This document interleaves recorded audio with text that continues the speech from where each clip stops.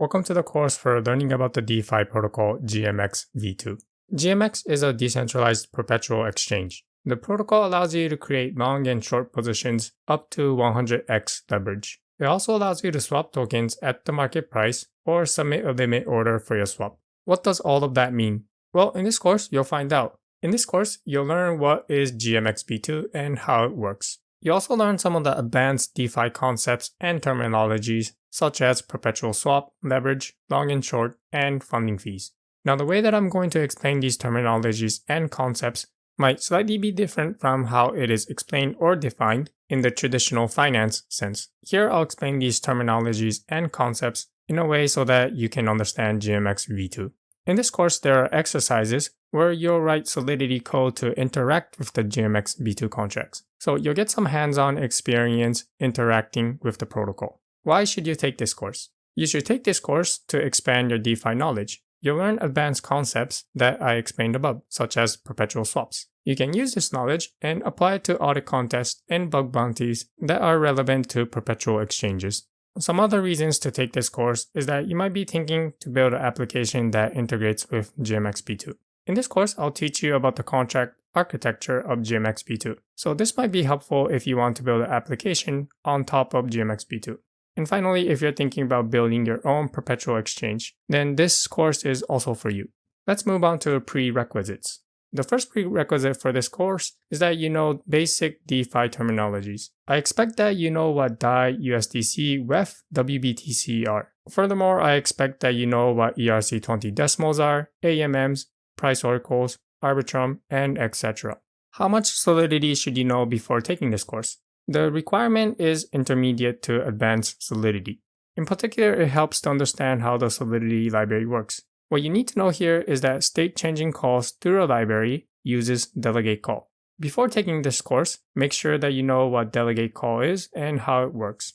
GMX v2 utilizes a lot of library contracts, so understanding how a library works will help you understand how GMX v2 works. You should also know about multi-call. For those of you who don't know, multi-call is a technique that is used to batch multiple transaction calls into a single transaction. The way it works is you put all of your transaction in an array, and inside the function, you loop through these transaction calls. This multi-call is used extensively in GMX v2 to batch transaction calls. The final prerequisite is Advanced Foundry. Before taking this course, make sure that you know what it means to test on the fork. And finally, make sure you know how to use the console log inside the Foundry test for debugging. The first step to doing the exercises in this course is to git clone this repo. Next, you'll need to set up Foundry to do the exercises. You can navigate to the instructions by clicking on this Foundry setup link. Basically, all you have to do is navigate to the folder Foundry and then set up the environment variable that is inside .m.sample. To build the exercises, you can type forge build. And to build the solutions, you can pass in the environment variable Foundry profile equals solution and then type forge build. When you execute the test, it's going to try to execute the test on the latest state of the blockchain. If you want your test to run faster, you can first specify a block to test on. By doing this, the next time you run the test, it will test on that same block, so Foundry doesn't have to go get the latest state of the blockchain. It is already cached. This way, you'll be able to run your test faster. And to do this, the first thing that you can do is type cast block number, specifying the fork URL. This will print out the current block number. Put this in an environment variable, and then run the test, specifying the block number to fork. This will test your exercise. In the same way, you can also test the solution by prefixing it with the environment variable Foundry profile equals solution, and then the rest of the command for testing is the same. Although the Solidity code can be found inside the folder Foundry. Inside source, there are two folders, exercises and solutions. Solutions will contain the solutions for the exercises. And inside exercises, this is the starter code where you will start writing your code. You can see here that a lot of the code is empty with some comments about what to do. The instructions for the exercises are contained under the folder Foundry Exercises. Inside here, you'll see some markdown files where it will instruct you on what to do. For example, here are some exercises to add and remove liquidity from the GLB vault. So the way that you would do the exercises is open one of these markdown files and then also open the starter code under the folder source exercises, and then write your code. After you're done writing your code, you can execute the test by copying and pasting the test command. So that's how you do the exercises for Foundry. Now, to fully understand how GMX-B2 works, I recommend that you run the transactions through a transaction debugger such as tenderly.co. Under the link transactions, which is inside the same file, you'll see a list of transactions that I've sent. For example, here you can see that there's a transaction that swapped DAI to ETH. And scrolling down, there are other transactions, such as creating a long position and short positions. Clicking on this link, this will take you to the Blockchain Explorer. In this course, I interacted with GMX-B2, which is deployed on Arbitrum. So the Blockchain Explorer that we'll be using in this course will be RBScan. To debug the transaction, I'll copy this transaction hash, and then use a transaction debugger like tenderly.co. I'll paste the transaction hash, and this will open a transaction debugger where you'll be able to see all of the function calls, all of the contracts that are called, and the parameters that are passed. Furthermore, if you click on the debug button, then you'll be able to see the code that was executed and the inputs that were passed. So use a transaction debugger to understand what inputs are being passed so that you can successfully complete the exercises. In this course, we'll look at some of the GMX contracts. The contracts that we'll look at is located under the GitHub repo GMX Synthetics and GMX Contracts. So if you want to follow along, make sure to git clone these two repos. Moving on, all course notes can be found under the folder Notes. Inside this GitHub repo, there's a folder called Notes. Inside here, there are markdown files and diagrams that I used in this course. And finally, if you have questions or comments, feel free to post them on discussions. GMX-B2 is deployed on several chains. In this course, I'll be sending transactions to the GMX that is deployed on Arbitrum. To send transactions on Arbitrum, you'll need to have ETH on Arbitrum to pay for the transaction fees. If you currently don't have ETH on Arbitrum, one way to obtain it is to send your ETH from the Ethereum mainnet over to Arbitrum. So in this video, I'll show you how to send your ETH from Ethereum mainnet over to Arbitrum. I'm inside bridge.arbitrum.io. I'll leave a link to this application inside the GitHub repo. On the mainnet, I currently have approximately 0.022 ETH. And on Arbitrum, I currently have approximately 0.021 ETH. Let's send 0.01 ETH from mainnet over to Arbitrum, 0.01. Then scroll down, then click on Move Funds to Arbitrum 1. Confirm the transaction. Once I submit the transaction, I'll be taken over to the Transaction History tab.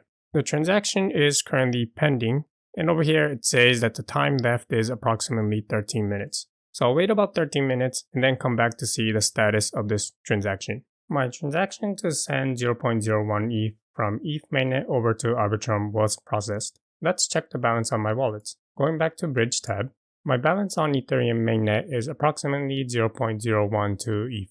And then on Arbitrum, I have approximately 0.031 ETH. My 0.01 ETH from mainnet has been allocated to Arbitrum 1.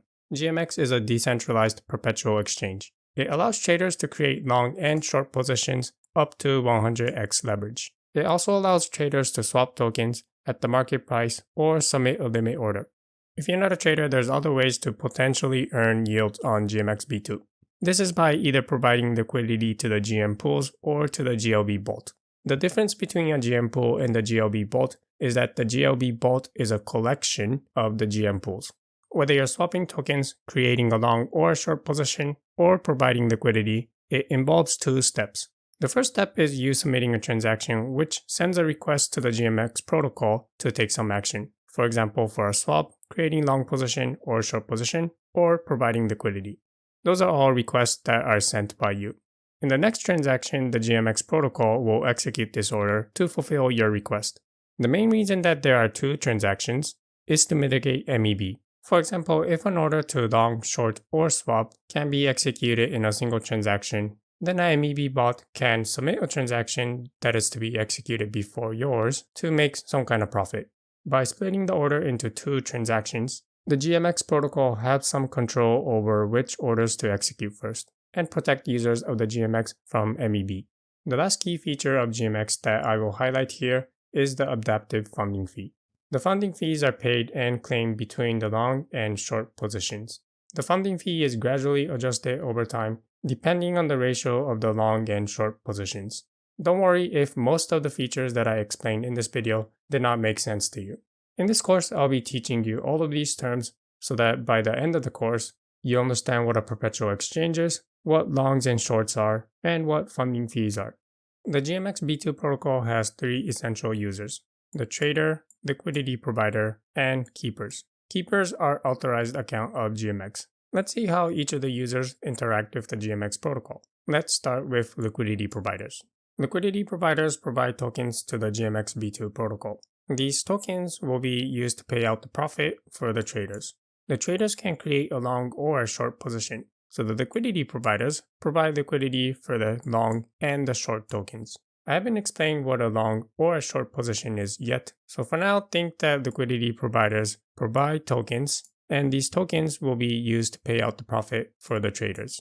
The liquidity providers can either deposit their liquidity or withdraw their liquidity. In both cases, this will involve two transactions. The first transaction is to create an order to deposit or withdraw. The second transaction will be executed by a keeper to execute this order. To execute the order, the user that creates an order must pay an execution fee. The keeper will use this execution fee to execute this order, and any excess amount of execution fee that was paid here will eventually be repaid to the user. Let's now look at the trader. The trader can either create an order to swap, create a long position, create a short position, or close these positions. For swaps, they'll be sending token in and then receiving some other token out. For creating a long or a short position, their profits will be paid by the tokens that were provided by the liquidity provider. However, if a trader makes a loss either from long or a short position, they'll have to pay the loss from the collateral that they deposit when they created these positions. Like the liquidity provider, when they create an order either to swap long or short, they'll have to pay an execution fee. Funding fees are paid between the long and the short positions depending on the market condition. By placing a long or a short position depending on the market, the trader will be able to claim the funding fee. I haven't explained what making a profit or a loss from long or short position is, and I also haven't explained what funding fees are. For now, you can think about it as a trading strategy that can either make a profit or a loss. And finally, we have the GMX keeper, which will execute the orders submitted by the users being the traders and the liquidity providers. The GMX protocol relies on oracles to get the accurate price of different tokens. When the keeper executes the order, they submit the prices that are to be set inside the oracle. After the order is executed, in the same transaction, these oracle prices will be reset. For executing the order, the keepers will receive the execution fee, which were paid out from the users. Any excess amount of execution fee that these users pay will eventually be repaid by the GMX protocol. So this is a quick overview of how GMX B2 works and how different users interact with this protocol. What is a perpetual swap?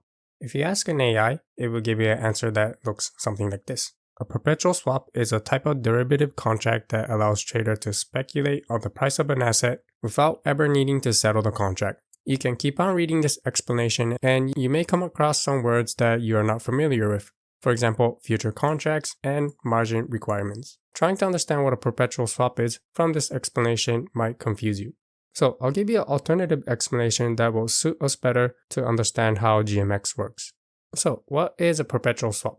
Now keep in mind that the explanation that I'm about to give you might differ from the traditional explanation. A perpetual swap is a bet on the direction of the price of a cryptocurrency. If the price of this cryptocurrency moves in the same direction as your bet, then you can make a profit. If the price moves in the opposite direction as your bet, then you will lose money. Notice here that I've highlighted that this is a bet on the direction of the price of the cryptocurrency. So you won't need to trade with the actual tokens. No tokens are needed for this trade. Let's contrast this perpetual swap with a regular swap. If you go to a centralized exchange or a decentralized exchange, you can swap tokens. Ensure you can bet on the direction of the price. If you buy a token and if the price moves up, then you'll make a profit. If you buy a token and the price goes down, then you'll lose money. The difference between a perpetual swap and a regular swap is that in a perpetual swap, you're only betting on the direction of the price and no physical tokens are traded. So, for example, you can speculate on the price of the Bitcoin without actually trading the Bitcoin. Therefore, one benefit of a perpetual swap is that you don't need the cryptocurrency to bet on the price of that cryptocurrency. These bets in GMX are called positions. So from here on out, I'll refer to these bets as positions. Positions have no expiry, hence they are called perpetual swaps. This means that if you create a position, you're betting on the direction of the price of a cryptocurrency. This bet that you made has no expiry. You can close your position at any time to claim profit or pay the loss. Except there's one condition where your position is forcefully closed. When you create a position, also called opening a position, you'll need to deposit a collateral. This collateral will be a token that will be used to repay for the loss. You can close a position to claim the profit or pay for the loss. And finally, the losses are paid out from your collateral. As long as your collateral can cover for the current losses, you can keep your position open. However, if the current loss is really close to the value of your collateral, then GMX will forcefully close your position, repaying this loss using your collateral. So in summary, a perpetual swap is a bet on the direction of the price of a cryptocurrency without actually having to trade that cryptocurrency. You make a profit if the price moves in the same direction as your bet. You will lose money if the price moves in the opposite direction as your bet. These bets are called positions. Positions have no expiry, hence they are called perpetual. When you open a position, you'll need to deposit a collateral. You can close a position at any time to claim profit or pay for the losses. The losses are paid out from your collateral, and if the amount of losses is really close to the value of your collateral, then your position will be forcefully closed by GMX. There are two types of directional bets, or you can think about it as two types of positions. If you want to bet on the price going up, then this is called long. You're creating a long position. If you want to bet on the price going down, then this is called short, or creating a short position. Let's look at some examples. Let's say that you create a long position for 1 ETH and the price goes up. The price of ETH goes up and down, and let's say that the current price of ETH is 1 ETH equal to $2,000. And we open a position here. We open a long position here for 1 ETH. Over time, let's say that the price of ETH keeps going up, and now the price of ETH is 1 ETH equal to $3,000. When we go long, we bet on the price going up. And since the price has gone up, we'll make a profit. So let's claim our profit now. The profit will be equal to the current price of 1 ETH, $3,000, minus the initial price of ETH when we open the position. This is $2,000. 3,000 minus 2,000 is equal to $1,000. So our profit will be $1,000. This is the profit that you make in a perpetual swap. Now you can make a similar profit with market swaps. For example, let's say that you bought 1 ETH when the price was at 2,000 USD. And then let's say that you sold this 1 ETH when the price of ETH was at 3,000 USD. Bought at 2,000, sold at 3,000. The profit will again be 1,000. So the profit that you made from a perpetual swap is similar to buying 1 ETH at 2,000 and then selling at 3,000. The difference between a market swap and a perpetual swap is that in a perpetual swap, we didn't actually have to buy the ETH and then sell the ETH. We're only betting on the price of the ETH. Let's look at another example. What happens if we long 1 ETH and the price goes down? Let's say that the current price of ETH is 1 ETH equal to 2,000 USD. We create our long position here. We're speculating that the price of ETH is going to keep going up above 2,000 USD. However, what if the price moves against our bet? The price of ETH decreases, and let's say that the current price of ETH is now 500 USD per 1 ETH. We don't want to make our loss any larger than it is now, so let's close our position here. The loss is the current price of ETH, 500 USD, minus the initial price of ETH when we created a long position, 2,000 USD. 500 minus 2,000 is equal to minus 1,500. This is a loss if we were to create a long position when the price of ETH is 2,000 and then close this position when the price of ETH has gone down to 500 USD. Now, we could have made a similar loss if we were to do this move on a market swap. For example, let's say that we bought 1 ETH when the price of ETH was 2,000 USD. And then we sold this 1 ETH when the price of ETH was 500 USD. So we bought 1 ETH at price 2000 USD and then sold it at when the price of ETH was 500 USD. And again, the loss will be minus 1,500. Similar loss is made between a perpetual swap and a market swap, except in a perpetual swap, there is no tokens that we are trading. We're not trading ETH, we're simply speculating on the price of ETH. Next, let's look at two more examples, shorting 1 ETH when the price goes down and shorting 1 ETH when the price goes up. Let's start with shorting 1 ETH and the price goes down. Remember that we'll make a profit from a short position if the price goes below the price when we created the position. So let's say that the current price is 1 ETH 2000 USD. We create a short position for 1 ETH. Over time, the price of ETH goes down to 1000 USD. Let's close our position here to claim our profit. The profit will be the initial price of ETH when we created this position, 2000 USD, minus the current price of ETH when we close this position, 1000 USD. The difference is 1000 USD. This is the profit that we would have made in a perpetual swap, but we can make a similar profit on a market swap. And here's how you would do it. You first borrow 1 ETH when the price of ETH was at 2000 USD, and you will immediately sell this 1 ETH. So you have a cash of 2000 USD. Over time, the price of ETH goes down to 1000 USD. We buy back this 1 ETH at 1000 USD and then repay the 1 ETH that we borrowed. We started out with 2000 USD and we only had to repay 1000 USD. The difference is 1000 USD. This is the profit that you make in a perpetual swap, and if you wanted to make a similar profit using market swaps, here's how you would do it. Borrow 1 ETH, sell it, and then buy back 1 ETH when the price has gone down, and then repay the 1 ETH. The difference is, in a perpetual swap, you don't have to do this borrowing, selling, and then buying back the ETH. Finally, let's look at an example of creating a short position for 1 ETH, and let's say that the price goes up. We create a short position for 1 ETH when the price of 1 ETH is 2000 USD. When we short, we make a profit when the price goes below the price when the position was created. However, let's say that the price of ETH goes up to, let's say, 4000 USD. We want to limit our loss, so let's close our position before our loss gets any bigger. Now let's calculate our loss. The initial price of ETH when we created a short position is 2000 USD.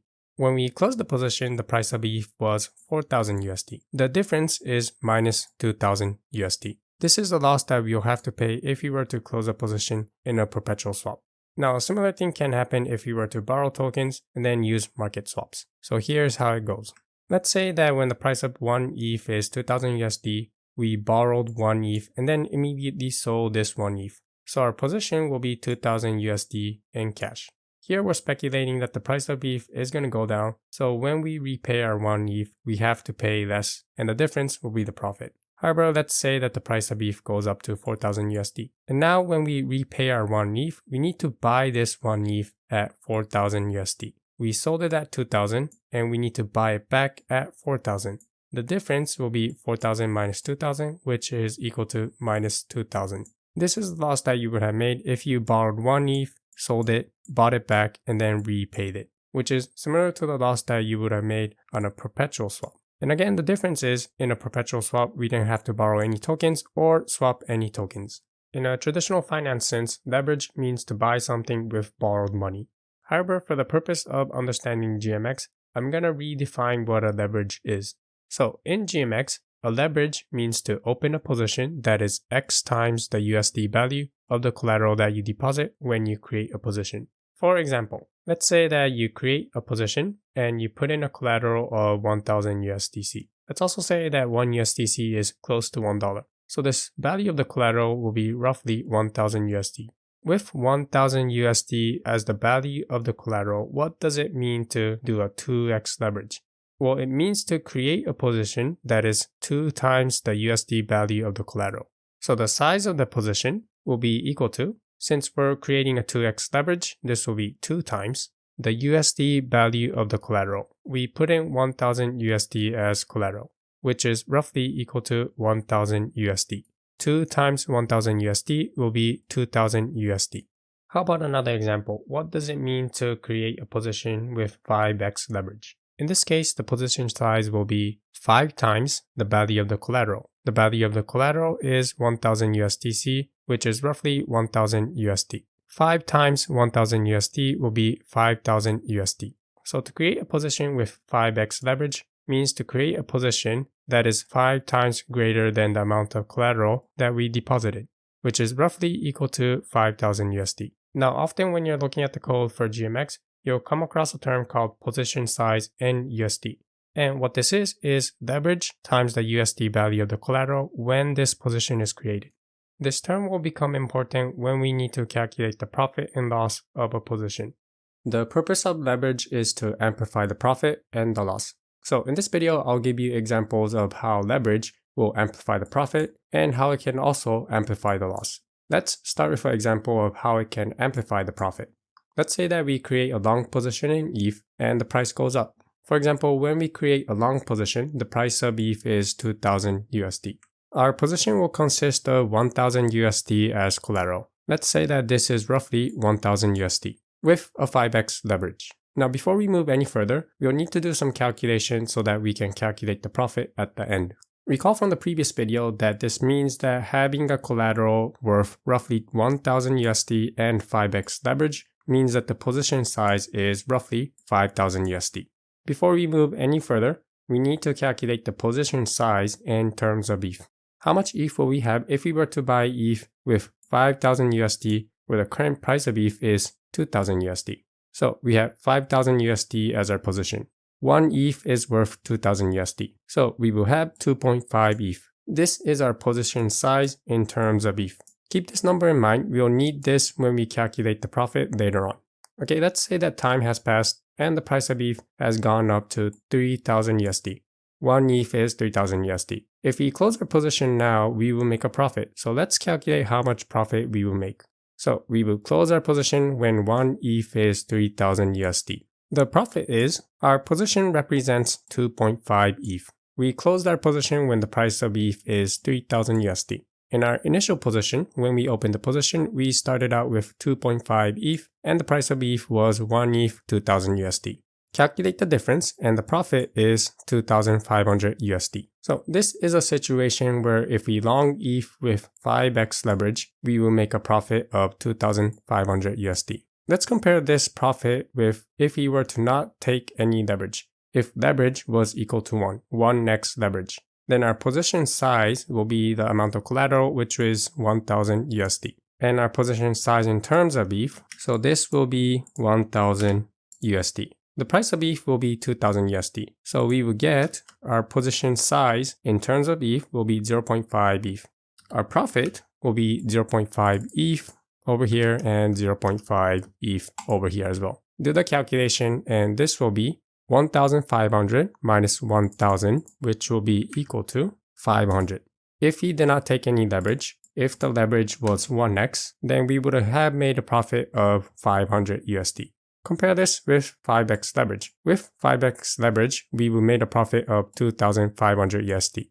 The profit is 5 times more compared to if we did not take any leverage. So this is an example of how leverage can amplify the profit. Next, let's take a look at how leverage can amplify the loss. Let's see what happens when we use leverage to long ETH and the price goes down. The current price of ETH is 1 ETH equal to 2000 USD. Let's open a position here with the same amount of collateral as in the previous example, 1000 USDC with 5x leverage. So the position size will be 5000 USD and the position size in terms of ETH will be 2.5 ETH. Over time, let's say that the price of ETH goes down to 500 USD and we close our position here. Let's now calculate what the loss is. So the loss is, we have a position size of 2.5 ETH. The price of ETH is 500 USD. We started out with 2.5 ETH when the price of ETH was 2000 USD. Taking the difference, the loss is minus 3750. Like in the previous example, if we did not take any leverage, if leverage was equal to 1, then this 2.5 will be equal to 0.5. So the loss will be half of minus 1500, which is equal to minus 750.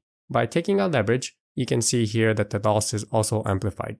Now, if you're having a difficult time understanding how this loss is calculated, think about it like this. You buy 2.5 ETH when 1 ETH is equal to 2000 USD. And then you sold this 2.5 ETH when the price of ETH is 500 USD. You bought it at high price and then you sold it at a lower price, so you will realize a loss. And this loss is equal to minus 3750 USD. So these are two examples of how leverage can both amplify the profit and the loss.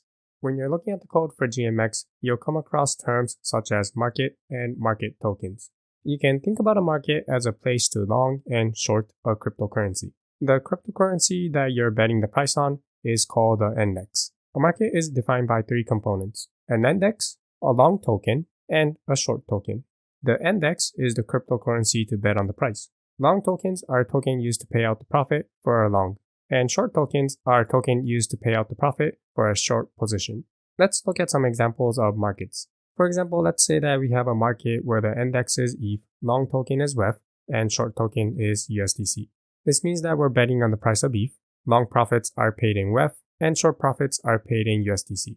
Since in Perpetual Swap we're betting on the price of a token, that token that we're betting on doesn't have to exist on the blockchain. For example, let's say that we have Dogecoin and it doesn't exist on Arbitrum. Let's also say that long tokens are WEF and short tokens are USDC. In this market, we're betting on the price of Doge, and long profits are paid in WEF and short profits are paid in USDC. We can also have a market where the long and the short token are the same token. For example, let's consider index equal to Bitcoin and long and short token equal to wrapped Bitcoin, WBTC. In this market, we're betting on the price of Bitcoin, and for the long profits, we're paying out WBTC, and for the short profits, we're also paying WBTC. So these are some examples of a market. Our market is defined by the index, long token, and the short token. We saw some examples of markets in the previous video. On some markets, the index was a token that existed on Arbitrum, and in other markets, index was a token that did not exist on Arbitrum. We can classify these two markets as fully backed and synthetic. Fully backed means that the index is equal to or similar to a long token, and the short token is a stablecoin. Here they don't have to be exactly equal. For example, index can be ETH and the long token can be WEF. And for synthetic markets, the index is not equal to the long token. The example we saw in the previous video was where index was equal to Doge and the long token was equal to WEF. Now let's see why this market is called fully backed and this market is not fully backed. Let's start with an example of a fully backed market. Okay, so here's one. Index equal to ETH, long token equal to WEF, and the short token equal to USDC. Does it fit our definition of a fully backed market? Index is ETH, long token is WEF. ETH and WEF are similar tokens. The short token is a stablecoin. USDC is a stablecoin. So let's see how this market is fully backed. Let's say that the current price of ETH, 1 ETH is equal to 2000 USD. And this market has 100 WEF and 200,000 USDC available to be paid out as profits. We will also say that there are 90 WEF long positions. This means that when we sum up all of the long positions, it will be equal to 90 WEF. And likewise, let's say that there are 180,000 USDC short positions. When we sum up all of the short positions, it equals 180,000 USDC. Now let's see how this market is fully backed. Consider the case where the price of ETH 10x's. What would be the maximum profit of all of the long positions? Well, there are 90 WEF long positions. If all of these positions were created when the price of WEF was equal to 0, then the maximum profit will be 90 WEF. For example, let's say that we long 90 WEF when the price of ETH was equal to 0. Anything above price 0 is our profit. So our profit, which will be paid in WEF, the maximum profit will be 90 WEF. And how much WEF does this market have available to be paid out for profit? Well, it is equal to 100 WEF. So you can see that in the extreme case, even when the price of ETH goes up by 10x, we still have enough WEF to pay out all of the profits. How about when the price of ETH goes to 0? For example, let's say that the price of ETH is 2000 USD and the price of ETH goes to 0. We need to pay out the short positions. Can we pay out all of the short positions? Well, let's try to come up with an upper bound for the profit of all of the short positions. If all of the short positions were created when 1 ETH was equal to 2000 USD and the price of ETH went straight down to 0, then what is the maximum profit of all of the short positions? All of the short positions were created when 1 ETH is equal to 2000 USD. When we sum up all of the short positions, this is equal to 180,000 USDC. The maximum profit from all of these short positions will be less than or equal to 180,000 USDC. The way to think about it is, let's say that 1 ETH is 2000 USDC, and we only create one position. We only create one short position for 180,000 USDC. You're the only person that created a short position. And let's say that the price of ETH goes to 0. What would be your profit if you were to close this position? Well, it's going to be 180,000 USDC. So this is the maximum profit for a short position, assuming that there are 180,000 USDC short positions. Okay, and how much USDC is available to be paid out for profit in this market? Well, it is 200,000 USDC. And you can notice that the maximum profit of short position is strictly less than the amount of USDC that is available in this market. So we can see from this example that this market is fully backed. Whether the price of ETH 10x's or the price of ETH goes to zero, all of the profit can be paid out from this market. Now let's take a look at another example, a synthetic market. And let's see how this market is not fully backed. For example, let's say that we have index equal to Doge, long token equal to WETH, and short token equal to USDC. Let's say that the current price of 1 Doge is equal to 50 cents and 1 WETH is equal to 2000 USD. The market has 100 WETH and 200,000 USDC. Again, these are tokens that are available to be paid out as profit for long and for short positions. There are 360,000 Doge long positions and 180,000 USDC short positions. Now let's see what happens when the price of Doge 10x's, but the price of WETH stays the same. Let's calculate the maximum profit of all of the long positions. And for simplicity, assume that we only created one long position. You're the only user that created a long position, and the size of the position that you created is 360,000 Doge. Let's also assume that when you created this position, the price of Doge was equal to 0 cents.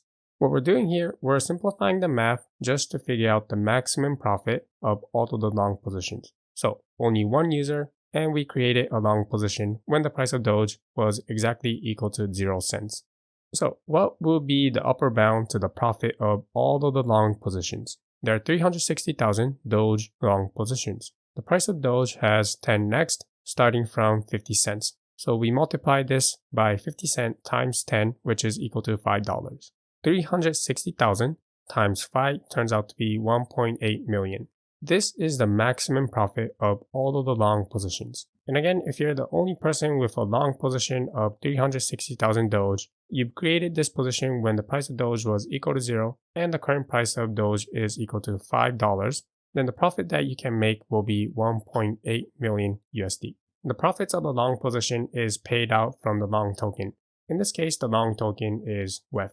So what is the current value of WETH? Well, the price of WETH stayed the same, and there are 100 WETH. So the USD value of the WETH in this pool will be 100 WETH times 2000 USD. The price of WETH stayed the same. It is equal to 1 WETH equal to 2000 USD. And this is equal to 200,000 USD. So notice that the profit can go up to 1.8 million. However, the USD value of tokens that can be paid out for a long position is only 200,000 USD. The long token USD value in the pool is less than the profit of long positions. In this example, you can see how a synthetic market cannot be fully backed. So far, we've seen that markets have long token and short tokens. These are tokens that are used to pay out for the profit of positions. But where do these tokens come from? Who provides the long tokens and the short tokens? The answer is liquidity providers. Liquidity providers are users who deposit the long and the short token to a market. And why would they want to do this? Well, liquidity providers will earn fees. Since their tokens are used to pay out for the profit for the long positions and the short positions, liquidity providers win when the traders lose. And they will lose their tokens when the traders win. When the traders win, their profit will be taken out from this long and short tokens. Hence, they will lose, while the traders will win. And the opposite is also true. When the traders lose, the amount of loss that they'll have to pay will go to the liquidity providers. Position size in terms of USD and position size in terms of tokens are two important concepts that are needed to calculate the profit and loss of a position. So in this video, I'll give you equations for how to calculate position size in terms of tokens, and how to calculate the profit and loss of positions.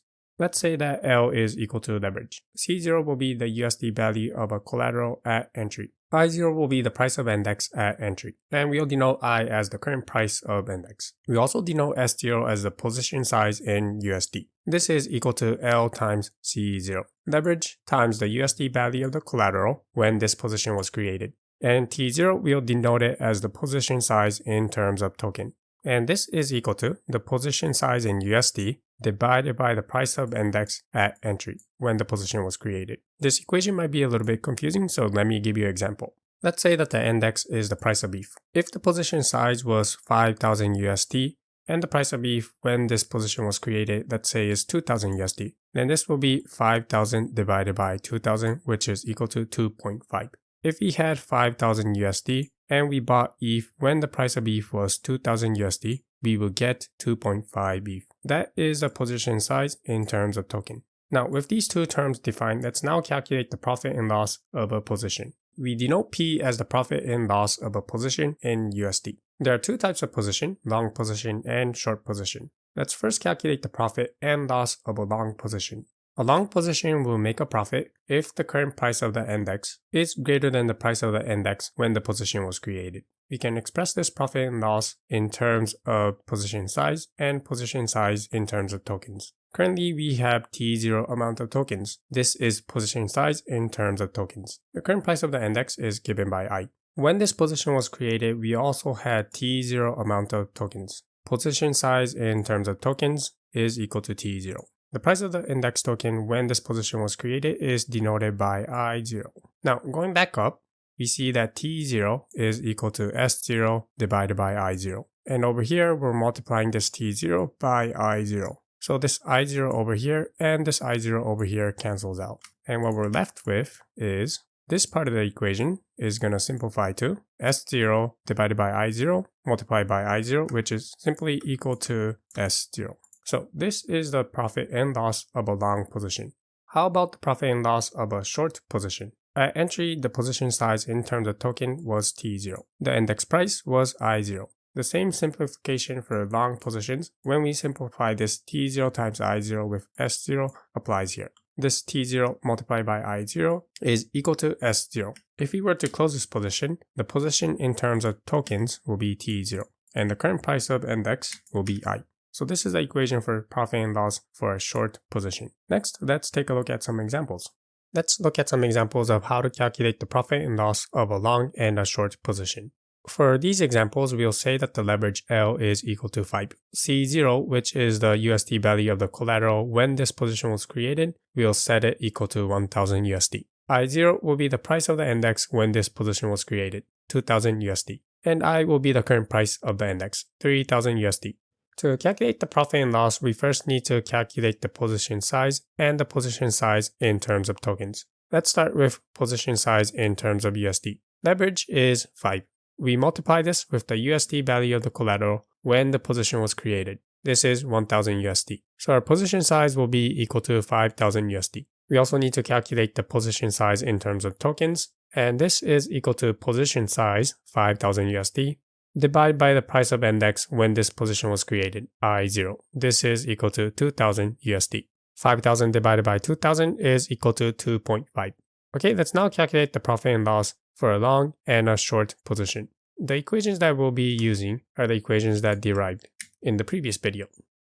Let's start with the profit and loss of a long position. Since we created a long position and the price of the index went up, we expect this number to be a positive number, and for the short position, we expect this to be a negative number. Okay, so let's start with the long position. The profit and loss of a long position. T0 is equal to 2.5. Multiply this by the current price of the index, 3000. And then minus S0, the position size when this position was created. This is 5000 USD. 2.5 times 3000 is 7500 minus 5000. This is equal to 2500 USD. The profit for a long position is 2500 USD. Next, let's calculate the profit and loss for a short position. S0 will be 5000 USD. We minus this with T0 multiplied by I. T0, the position size in terms of tokens, is equal to 2.5. Multiply this by the current price of the index. The current price of the index is 3000. 5000 minus 2.5 times 3000. 2.5 times 3000 is 7500. 5000 minus 7500 is equal to minus 2500. So this was an example of how to calculate the profit and loss of a long position and a short position. Remember that in a perpetual swap, there is no expiry. You can keep a position open as long as you want. However, there is one exception. This is when the USD value of your loss is close to the USD value of your collateral. In this case, your position will be forcefully closed, and this is called a liquidation. So a liquidation is when a position is forcefully closed and the collateral is taken by the protocol. This collateral is used to pay for the losses. More specifically, liquidation happens when the following condition is met. First, take the USD value of the collateral. from this minus the position losses. There are some one-time fees and ongoing fees for creating a position and keeping a position open. When this value on the left side of the equality is less than some minimum amount of USD value specified by the GMX protocol, your collateral can be liquidated by the protocol.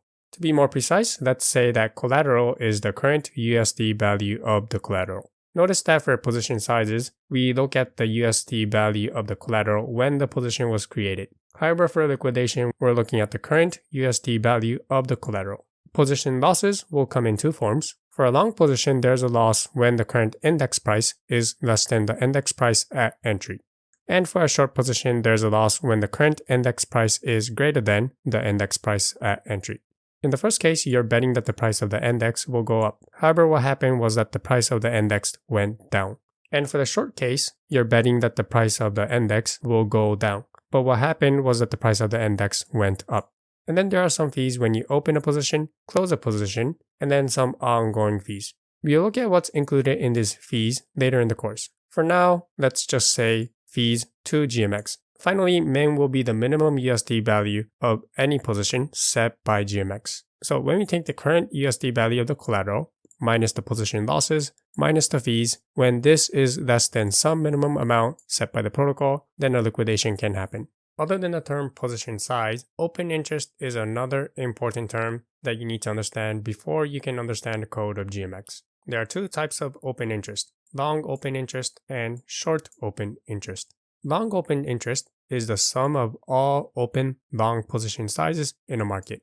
Remember that position size is equal to leverage times the USD value of the collateral when the position was created.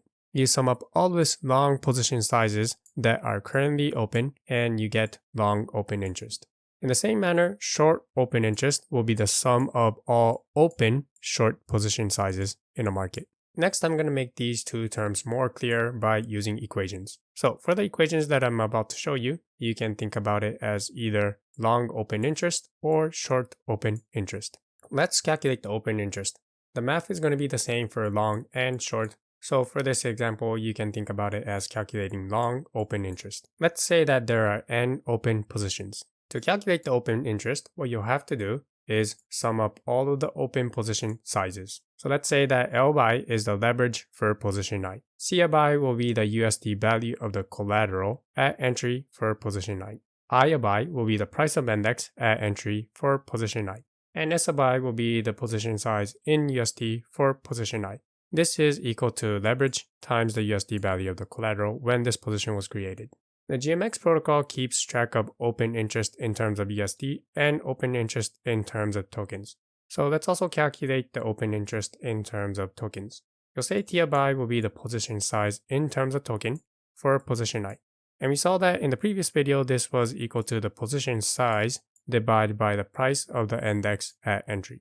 Now we're ready to calculate open interest. Open interest, let's denote this as S, is equal to the sum of all position sizes S by. And open interest in terms of token, let's denote this as T, is equal to the sum of all position sizes in terms of token, sum all of T by's. One of the dynamic fees that you'll have to pay for keeping a position open is called funding fee. How it works is that the side with the longer open interest will have to pay fees to the smaller side. For example, if the long open interest is bigger than short open interest, then the long positions will have to pay funding fees to the short positions. On the other hand, if short open interest is larger than long open interest, then shorts will have to pay a funding fee to the longs. There are 4 types of open interest that are tracked by the GMX protocol. The first one is long open interest with long token as collateral. Next one is long open interest with short token as collateral. We also have short open interest with long token as collateral. And finally, we have short open interest with short token as collateral. Let's look at some examples. For this example, we'll use ETH as index, WEF as long token, and USDC as short token. An example of long open interest with long token as collateral will be long ETH, where the collateral is WEF.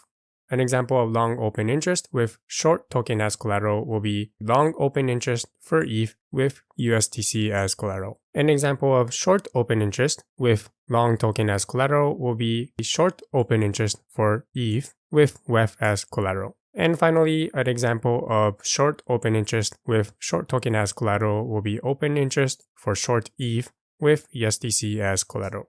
Let's take all of the terminologies that we learned so far and see how it fits inside the GMX protocol. Here I have the GMX application open, and what you're looking at is the ETH USD market. What this means is that the index is ETH, the long token will be WEF, and short token will be USDC. On the left, you see the price of ETH going up and down, and currently it looks like the trend is going down. Now there are a lot of components to be explained, but let's start with the simple part. The simplest part is the swap. Over here you see 3 tabs: long, short, and swap. Furthermore, for swaps, you see 2 other tabs: market and limit. So let's start with swap for market. Market swap means that you're swapping tokens at the market price. So this is similar to like a centralized exchange or a decentralized exchange. You're simply swapping tokens. Where do the tokens that you're swapping come from? Well, it comes from the market pools that are managed by GMX, the long and short tokens managed by GMX. These are used both to pay out the profits of positions and also used for swaps. To show you this, let's see some markets. Head over to Earn and then scroll down. Here you'll see 2 sections: GLB Bolt and GM Pool. GLB Bolt, we'll discuss it when we talk about liquidity. And inside GM Pool, there are all these different markets. For example, if we search for ETH, you see that we have index ETH, long token WEF, short token USDC. We also have ETH index, long and short token both WEF, and we have other markets as well. If you were to swap USDC to WEF or WEF to USDC, you will be swapping tokens with this market pool. Now there are other pools that are only used for swapping. For example, if I search for DAI, you can see that this pool is called swap only. The tokens are USDC and DAI. In this pool, you won't be able to create a long or a short position. You can only use this pool to swap tokens. So when you swap tokens on GMX, you're swapping tokens on the market pools. To go back to the trading page, you can either click on the GMX icon or click on trade. Okay, I'm back in the ETH USDC market. Now let's execute a swap. For this example, I'm going to swap 0.001 ETH and I want to swap it with USDC.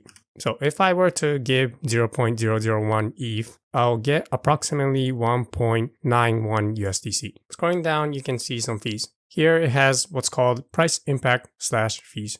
I'll explain price impact in details later in the course. For now, you can think about it as fee for how much you make the pool imbalanced. In this swap, if you were to take out a lot of USDC, then this would make the imbalance in the pool large, so the price impact fee will also be large. Furthermore, if your swap was to bring the pool closer to balance, then you'll get a rebate. Okay, and then we also have fees over here. There's a price impact fee and swap fee on USDC. For swap fees, the fees are taken out from token in. And then we also have network fee. What this is the fee that you'll have to pay the GMX protocol to execute an order. When we send a transaction to swap these tokens, there's going to be 2 transactions involved. The first transaction will create an order to swap tokens. The next transaction, which is executed by one of the authorized accounts of GMX, will actually execute the order. When it executes the order, it's going to use the gas fee that was sent from this transaction, and whatever leftover gas will be sent back to us. Okay, so let's now actually send the transaction. I'll click on swap, and then I'll click confirm. Now there's going to be 2 transactions that are involved in this market swap. We can check this by going to a blockchain explorer. Okay, here's a transaction that I sent for a market swap from ETH to USDC. Let's scroll down. Now notice here that I specified 0.001 ETH. However, the actual amount that was sent is a little bit bigger than that. This amount is sent to the GMX protocol. In the next transaction, it will try to execute the order with this much amount of gas. If there's any leftover, then I will get a refund. Okay, and then scrolling down further, here's the actual function that was called multi-call. What it's actually doing here is sending multiple transactions in a multi-call. The first transaction will send the gas fee and the amount of ETH to swap. And the second transaction is a transaction to create an order for market swap. We'll look at the details of multi-call later in the course. Okay, so this is the first transaction that was sent to create an order for a market swap. How about the transaction that was executed for the market swap? Well, to navigate there, I'm going to first navigate to my account.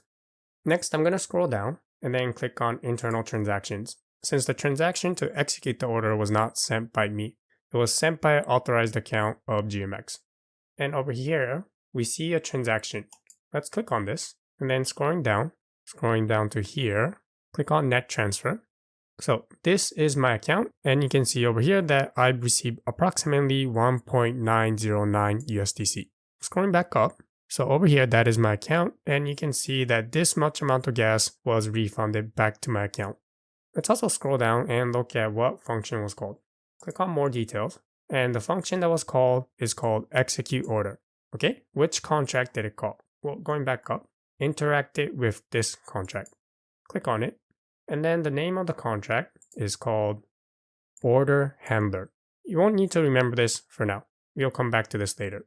Okay, so that was an example of our market swap. We swapped 0.001 ETH for some amount of USDC. The transaction involved two transactions. The first transaction was to create an order, and the second transaction was to execute the order. When we create an order, we also need to send some gas, which is used to execute the order, and whatever excess amount of gas that we sent, we will receive it as a refund. In the previous video, I swapped ETH to USDC. Let's now swap this USDC back to ETH using limit swaps. Limit swaps will allow us to execute a swap if the price is at or lower than the limit price that we specified. The current market price, which is the aggregate price of exchanges, is 1,915. 1 ETH is approximately 1,915 USDC. If you want to buy ETH lower than this price, then we can create a limit order for a swap. For example, if we specify 1910, which is lower than the market price, then this order will be executed, or the GMX will try to execute this order when the market price is at or lower than this price. Let's create a limit order for 1913. Confirm the transaction, and then our order is submitted. Here's a transaction that I sent to create a limit order. You can see here that I approximately sent 1.909 USDC. And then in the following transaction, which was executed by an account authorized by GMX, you can see here that it executed the order and I received this much amount of ETH. In this video, you saw an example of a limit order. Limit orders are orders to swap tokens when the price of the token is at or below the limit price that you specified. Long position means that we're betting that the price of the index is going to go above the price when we create a long position. Let's use the ETH market to create a long position. To create a long position, click on the long tab, and under it there are several other tabs. For now, we'll just focus on market. Market means that the long position will be created with the market price, the current price of ETH. Let's create a position for 0.01 ETH. Now notice here that it says pay and not collateral. This is the token that we're paying for the collateral. Over here, you can specify the collateral. If you specify as USDC, this means that we're paying ETH to swap our ETH into USDC. If you don't want to swap, you can simply change this to WETH. We're putting in 0.01 ETH, and this will be converted into WETH, which is our collateral. We can also specify a leverage. Higher the leverage, the higher the risk of liquidation, but also if you're right, then you have a higher return of profits. For example, you can do 1x leverage, you can do 2x leverage, all the way up to 100x leverage. Now notice here, there's what's called liquidation price. This is the price where your collateral will be liquidated. At 1x, you'll notice that the price of liquidation is roughly 1000 USD. As we increase the leverage, you can see that the liquidation price go up. As we increase our leverage, we're taking on more risks for our collateral to be liquidated. So let's create a 2x leverage. Okay, and you can also see here that this refers to our position size in USD. If you were to put in this much amount of ETH as collateral, it's approximately $19. Multiply this by leverage, which is roughly $38, which you can see over here. Okay, next, we also have pool. We can specify a pool that we're going to put our collateral in. Here, WETH USDC refers to the long token being WETH and the short token being USDC. Click on it and you see other options. For example, WETH and WETH, so both the long and the short tokens are WETH. And then we also had WSTE with USDE. Moving over to the right, we have net rate and impact fees. Impact fees are fees that you'll have to pay for making the open interest of long and shorts imbalanced. If you bring the long open interest and short open interest to a more balanced 50% long open interest and 50% short open interest, then you'll get some rebates. But for now, it looks like if you were to create a long position, then this would further bring the open interest of long and shorts to imbalance. Hence, you'll have to pay an impact fee. And then we also have net rates. You can see that some of them are negative and others are positive. What you're seeing here is the funding fees. Remember that funding fees are paid from the larger open interest to the smaller open interest. So if you were to create a long position in the WEF USDC pool, then I'll have to pay at a rate of this much to the short positions. And the same goes for the last pool. For the middle pool, you can see that it is a positive rate. This means that if I were to create a long position in this pool, then I'll be able to claim some funding fees. The negatives I'll have to pay. The positives I am receiving from the other side. In this case, this will be the short positions. You can see this by scrolling up. You can see here the ratios of open interest. This shows the open interest for the pool with WEF as long token and USDC as short token. As you can see, there are more long positions, hence the open interest for long position is 51%, whereas the open interest for short positions is 49%. The long open interest is greater than short open interest. So this is why over here, if you were to create a long position, then you'll have to pay at this rate to the short positions.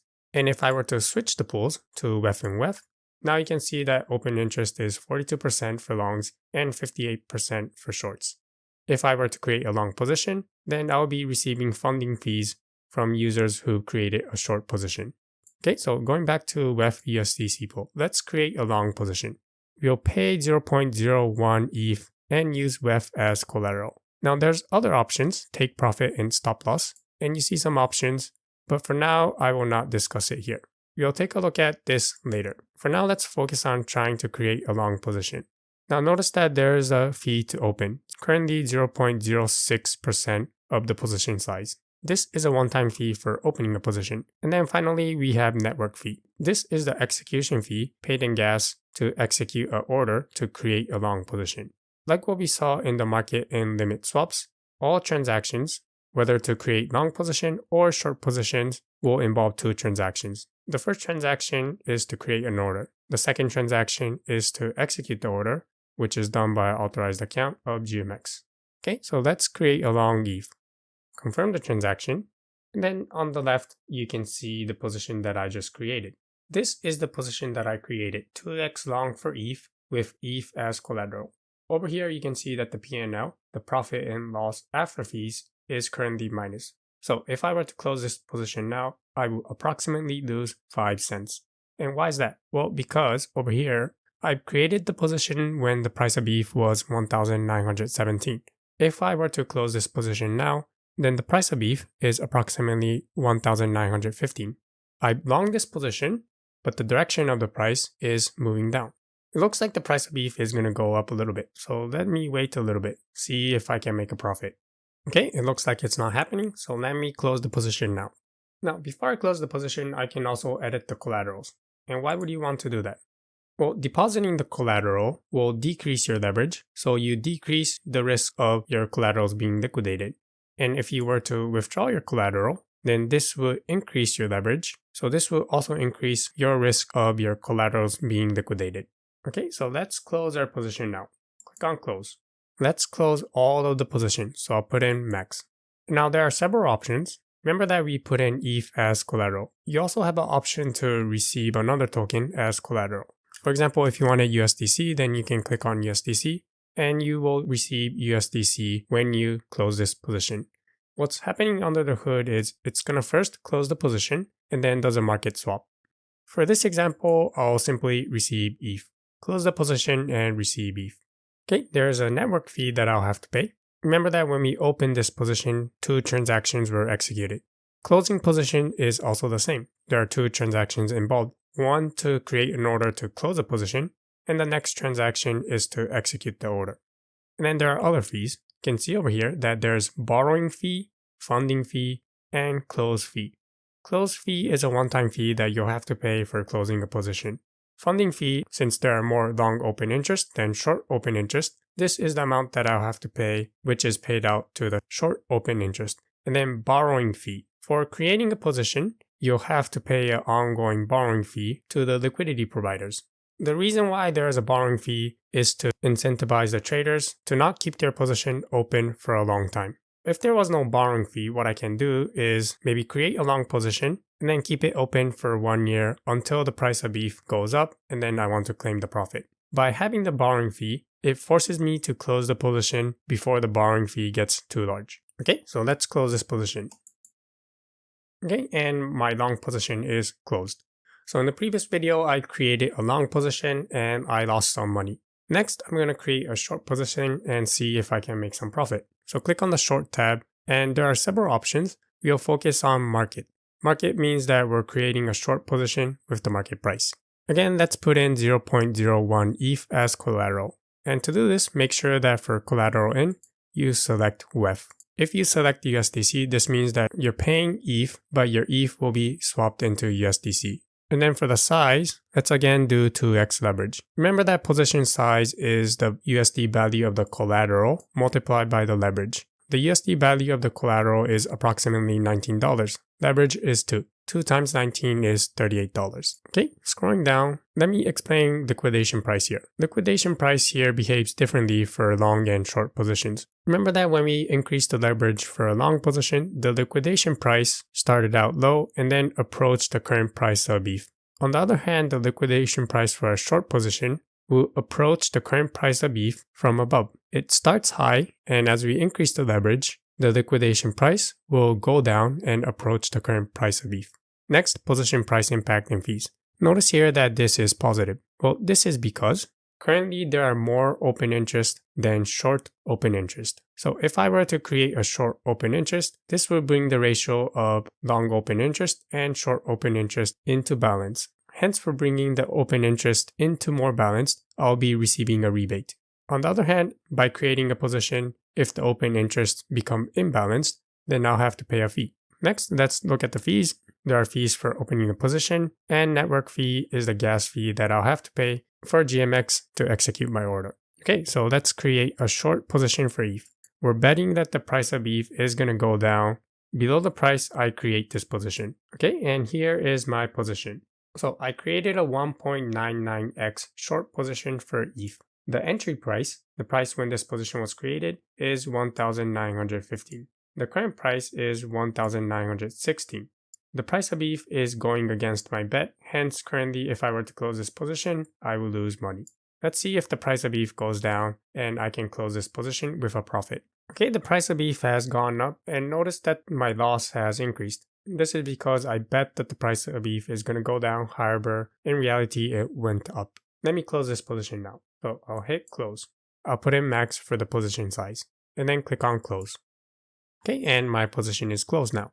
The profits of long and short positions are paid out from tokens provided by the liquidity provider.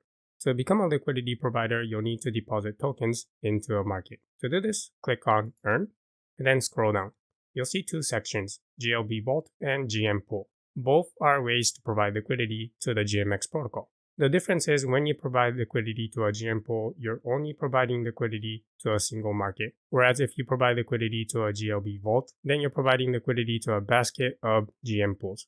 Let's first look at GM pool, how to provide and remove liquidity from GM pools, since this is the easier one to understand. You can see here that there are several markets. For example, Lido USD. In this market, you're betting on the price of Lido, and the long tokens are WEF and the short tokens are USDC. As a liquidity provider, you're either providing WEF or USDC or both. And another example, we have the BTC USD. You're betting on the price of BTC. For the long tokens, you're providing WBTC, and for the short tokens, you're providing USDC. Since I only have ETH in my wallet, let's provide liquidity to the ETH USD market, where the long tokens are WEF and the short tokens are USDC. To provide liquidity, you'll need to click on Buy. In the middle, you can see the current composition of this market. There are 50.55% of WEF and 49.45% of USDC. To provide liquidity, there are two options, single and pair. Single means you're paying with a single token, and pair means you're providing both of the long and the short token. Since I only have ETH in my wallet, we'll provide single liquidity. Let's put in 0.001 ETH, and if I were to provide this much amount of ETH as liquidity, then this is the amount of tokens, the GM token, for the market ETH USD that I will receive. If you wanted to provide liquidity to other ETH markets, then you can select WETH and WETH or WST-ETH and USDE. For this example, I'll be using WETH and USDC. There's also fees and price impact. Here, price impact means when you provide liquidity, if you bring the token compositions into more balanced 50-50, then GMX will reward you with some tokens. However, by adding liquidity, if you make this composition more imbalanced, then you'll have to pay a fee. So that is price impact for liquidity pools. And then we also have buy fee. This is a one-time fee that you'll have to pay when we deposit liquidity.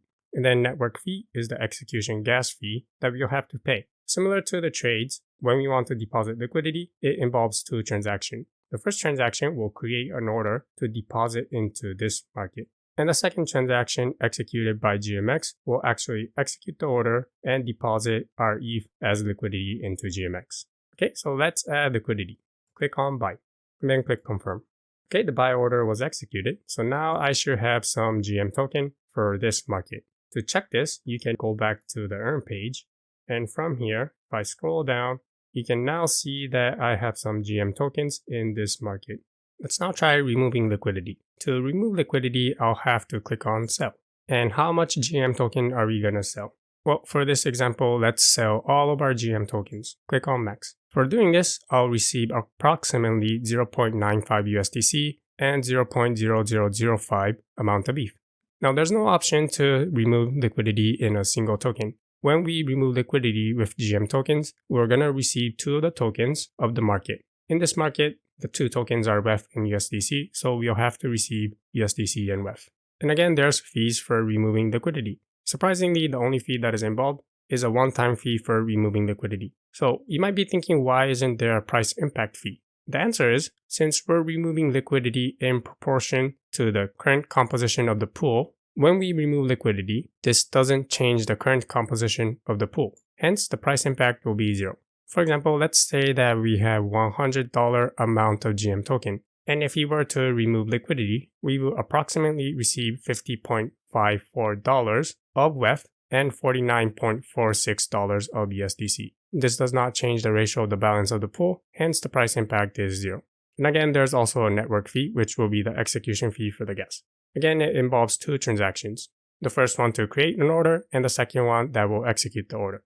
Okay, so let's now remove liquidity. We remove liquidity by clicking on Sell GM. Click on Confirm. Okay, so now I've removed liquidity from this market. Let's go back to the Earn page and then scroll down to see the list of GM pools. We deposited and then withdrew liquidity from this market, so now we don't have any GM tokens for this market. For GM pools, there's another option called Shift. This will basically swap your tokens between GM pools. Currently, I have some GM tokens inside the Lido USD market. Let's do a shift and shift this liquidity over to ETH USD. Click on Shift, and then let's shift all of our GM tokens inside the Lido USD. Click Max. Let's swap our tokens into the GM ETH USD pool. Click on Approve. GM tokens are USD token, and we need to approve for spend. Confirm, and then Shift GM. Confirm the transaction again. Okay, we've shifted our GM tokens from Lido USD to ETH USD. Let's go back. And now we have GM tokens in ETH USD market instead of Lido USD. So that was an example of shifting GM tokens. We saw examples of depositing and withdrawing liquidity from GM pools. Next, let's do the same for GLB bolts. The difference between a GM pool and a GLB bolt is that GLB bolt is a basket of GM tokens. So when we deposit our liquidity into GLB bolts, we're earning profits from the basket of GM tokens that are specified by the GMX protocol. But if there are losses in the GM pool that is inside GLB, then we're also taking on that loss.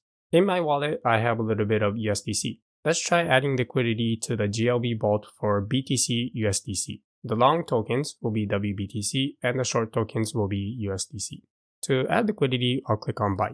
Okay, and here are the token compositions of the GLB bolt. When we add liquidity to the GLB bolt, it's gonna add liquidity to one of these markets. The GLB bolt will take ownership of this market token, and when we withdraw, it will burn that market token and then withdraw the liquidity from that market. So, for example, let's add liquidity. Again, we have an option to add either single or pair. Let's add single. Since I have a little bit of USDC, let's add USDC. Let's put in max. Take a note over here. You can specify which market we want to put our USDC into. we can put it into the BTC USD, or we can put it into other markets. For example, we can put it into Fartcoin USD. For this example, I'll simply pick what I know and stick with BTC USD. We're going to add our USDC into the BTC USD market. It will print some market tokens. That market token will be owned by the GLB vault. And then click on confirm. Okay, and our transaction is successful. Let's go back to see how much GLB tokens we have.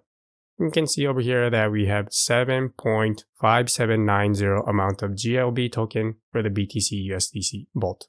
To remove liquidity, you'll click on sell, and let's put in max for our GLB tokens. This is the amount of USDC that we'll get, and this is the amount of BTC that we'll get. Let's remove all of the GLB tokens. You can also specify which pool that you're going to withdraw this GLB tokens from. For example, we can pick Fartcoin or any other tokens listed here. For this example, I'll again pick the BTC USDC market pool. The GLB token is a ERC20 token, so I'll approve, spend, confirm, sell the GLB to remove liquidity, and then confirm the transaction again. Okay, I've successfully removed liquidity from the GLB vault. What you're looking at is a diagram of some of the contracts in GMX V2 and how they connect with each other. Here I've selected some of the contracts that I think are essential to understand how GMX V2 works. So you won't be seeing all of the contracts in the GMX protocol or all the function calls that are made between the contracts. The contracts that you see over here are grouped into several categories. Starting from the left are contracts that the users call. These contracts will call into other contracts where the name ends with handler. These handler contracts are also entry point for the GMX keepers. The logic of the GMX protocol is contained inside contracts that end with utils. Here you'll see logic such as storing orders and executing orders. And the orders will be stored inside a contract called the data store.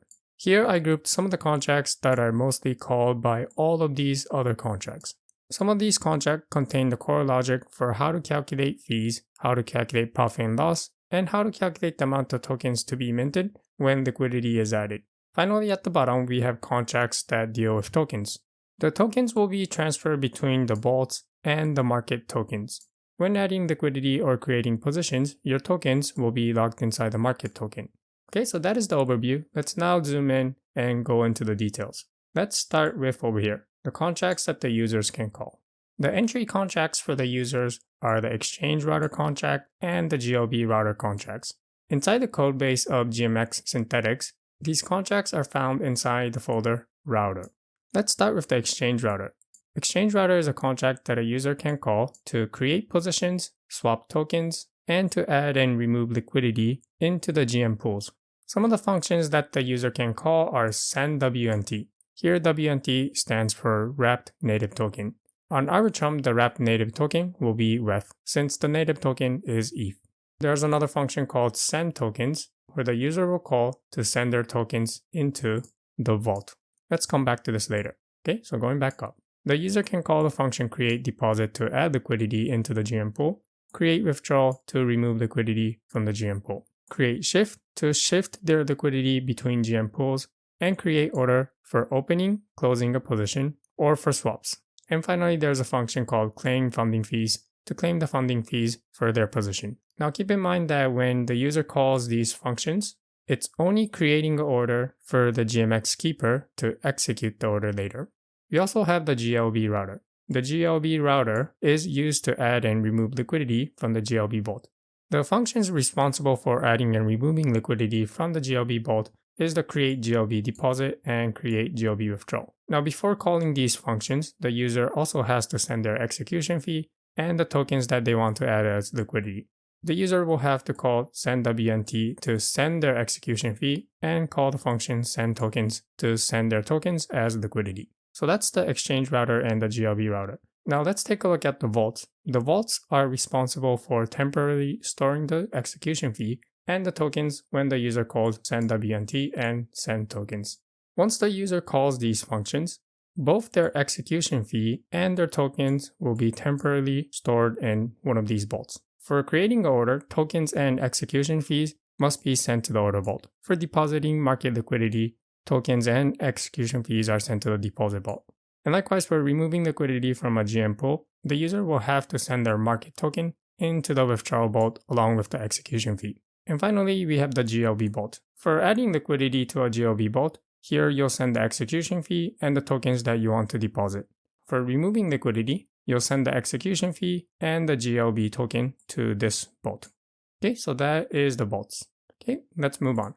The next part is the handlers. All of these function calls to create some kind of order will go through these handlers. So let's look at an example of depositing liquidity. When depositing liquidity, this will call into the deposit handler contract. The deposit handler contract will call into other util contracts. The main contract it calls is the deposit utils to store the deposit order. And then the deposit utils is eventually going to call into the data store contract where this order will be stored. Let's look at another example. If a user creates an order to withdraw liquidity from the GM pools, the withdrawal handler will be called, and then the withdrawal handler will call withdrawal utils to create an order for a withdrawal. And again, the withdrawal utils will call into the data store to store this order. And the same goes for the rest of the handlers. Once the orders are created, the next step is for the GMX keeper to execute the order. The GMX keeper will execute an order by calling one of these contracts. These handler contracts can either be called by the exchange router, GLB router, or an authorized account of GMX. For the keepers, these are the entry contracts where it will execute the rest of the code. When the keeper calls into one of these contracts to execute an order, the first thing that happens, it will set the prices of the tokens for the oracle. The prices of the tokens are provided as inputs when the keeper calls into these contracts. After the keeper is done executing the orders, the prices that are set inside the oracle will be reset to 0. The reason why it sets the prices in the oracle is so that these contracts over here can get the price of the tokens that they need. When the keeper calls one of these contracts, it will call into the contracts that contain the logic for the order. For a deposit, this will call into execute deposit utils. For withdrawal, it will call into execute withdrawal utils. For orders, there's the execute order utils. And for GLB deposits and withdrawal, there's the GLB deposit utils and the GLB withdrawal utils. Now for orders, there are several types of orders. You can create an order to open a position, close a position, or you can create an order to swap tokens. So the logic of execute order utils is further split into several parts. For example, we have the increase position utils when you're opening a position, decrease position utils for closing a position or decreasing the size of a position. And then we also have swap utils, which is responsible for transferring tokens between the vaults, market tokens, and the users. When the orders are executed, it's eventually going to call into these contracts over here. First of all, it has to remove the order, so it will call into the data store to remove the order. And if it was to create a position, then it will store the position inside the data store. Furthermore, calculation of the fees and position profit and loss are done by these contracts. I wanted to understand how pricing and fees are calculated in GMX V2. These are the contracts that you'll need to study. And finally, let's look at the GLB token and the market token. Let's say that a user deposits liquidity into a GM pool. So they're specifying one of these markets to add liquidity into. Most of these markets are backed by long token being WEF or WBTC and the short token being USDC. Now there are other markets where both the long and the short are backed by the same token. For example, there's a market where both the long and the short token is WEF. There's also a market where the index is not equal to the long token. For example, the Doge USD market. The index is Doge. The long token will be WEF, and the short token will be USDC. All of the market tokens will control two tokens, a long token and a short token. Usually the long and the short tokens are different, but sometimes they can be the same. When adding liquidity to the GM pool, market tokens are minted for depositing one of these tokens into the appropriate market. When removing liquidity, these market tokens will be burned, and these tokens will be sent to the user. Once you understand market tokens, GLB tokens are also easy to understand. GLB tokens represent a basket of market tokens. So when you're adding liquidity to a GLB vault, it first adds liquidity to the market token, mint some market token. And for the amount of market token that was minted, it will mint a GLB token. The owner of the market token will be the GLB token. The GLB token that was minted will be sent to the user. Next, I'm going to explain how the tokens are transferred from the vaults. Remember, when a user creates an order, either for a trade or for adding or removing liquidity, the tokens are sent to the vaults along with the execution fee. Let's first take a look at the tokens. Where do they go from here? When the keeper executes the order by calling into one of these contracts are gonna call into the utils contracts. Along the way, it's gonna take the tokens that are inside the vault. Depending on the action, it will either transfer it over to the market token or send the tokens out from the market token. So, for example, let's say that we create a deposit order. Deposit liquidity into the GM pool. Currently, the tokens and the execution fees are locked inside the deposit vault. Next, the keeper executes this order to actually add liquidity into the market. It is at this point that the tokens inside the deposit vault will be transferred over to the market token. And likewise, if there was a swap, the tokens will first be locked inside the order vault. The keeper will execute the order, and the tokens that are inside the order vault will be transferred into the market token. Since this is a swap, there will be a token in and there will be a token out. Token out will be sent to the user. And finally, let's look at execution fee. Remember that when a user creates an order, their execution fee will also be locked in one of these vaults. After the keeper is done executing the order, it will eventually call into the gas utils contract. This is a contract that is responsible for paying the keepers for executing the order and then sending any excess amount of execution fee back to the user. Okay, this was an overview of how the GMX V2 contracts interact with each other. When you create a long or a short position, you can specify the collateral. For example, in the ETH USD market, we can decide to long ETH and specify our collateral as WEF or USDC. And likewise, if we were to short ETH, we can specify our collateral again as WEF or USDC. In this video, I'll explain why you might want to choose one over the other. What we're going to analyze is the payoff diagram of the four strategies. Long ETH with WEF as collateral, long ETH with USDC as collateral, short ETH with WEF as collateral, and short ETH with USDC as collateral. Now, what is a payoff diagram? It's a diagram that represents the amount of profit or the loss that we'll make depending on how the price moves. On the horizontal axis, we'll plot the price of ETH. On the vertical axis, we'll plot the profit and the losses. We'll keep this simulation simple and we'll say that all of the fees are set to 0. The entry price of the index, let's say, is 100 USD. The price of ETH at entry is 100 USD. Now, we're going to have two collaterals to simulate with, ETH as collateral and USDC as collateral. For ETH as collateral, let's say that we bought this ETH when the price of ETH was 50 USD. That's P0. The amount of ETH that we bought, let's keep it simple and say is equal to 1. And then the amount of USDC collateral that we have, let's say, is 30 USDC. We assume that 1 USDC is exactly equal to 1 USD, so 30 USDC is exactly equal to 30 USD. And then we'll label E as the position size in terms of tokens. Okay, let's start by plotting the entry price, I0. We're going to analyze several options, creating long positions at this entry price and creating short positions at this entry price. Our goal is to combine the payoff diagrams of longing or shorting ETH with different collaterals. The answer might not be obvious, but if we break this problem down into smaller, simpler questions, then at the end, we'll have our answer. So let's start by analyzing the payoff diagram of creating a long position. For now, we won't consider what collateral we're using. If we were to create a long position when the entry price is at 100 USD, this is the payoff diagram. If the price of the index, think price of ETH, moves above 100 USD, then we make a profit. Everything in the green region is profit, assuming that fees are all set to 0. And if the price of the index moves below the price of entry, then this is a loss that we'll have to pay. This is the region highlighted in red. This is the payoff diagram for creating a long position. Now, if you were to create a leveraged position, all you have to do is change this position size in terms of tokens. If we increase this, you'll see that the line also will change. The slope becomes more steep as we increase our leverage. This tells us that with little price movement in the positive direction, we can make a lot of profit, and likewise, little price movement in the opposite direction, we lose a lot of money. For simplicity, let's set the leverage equal to 1. Okay, so this is the payoff diagram of a long position with 1x leverage. How about the payoff diagram of a short position?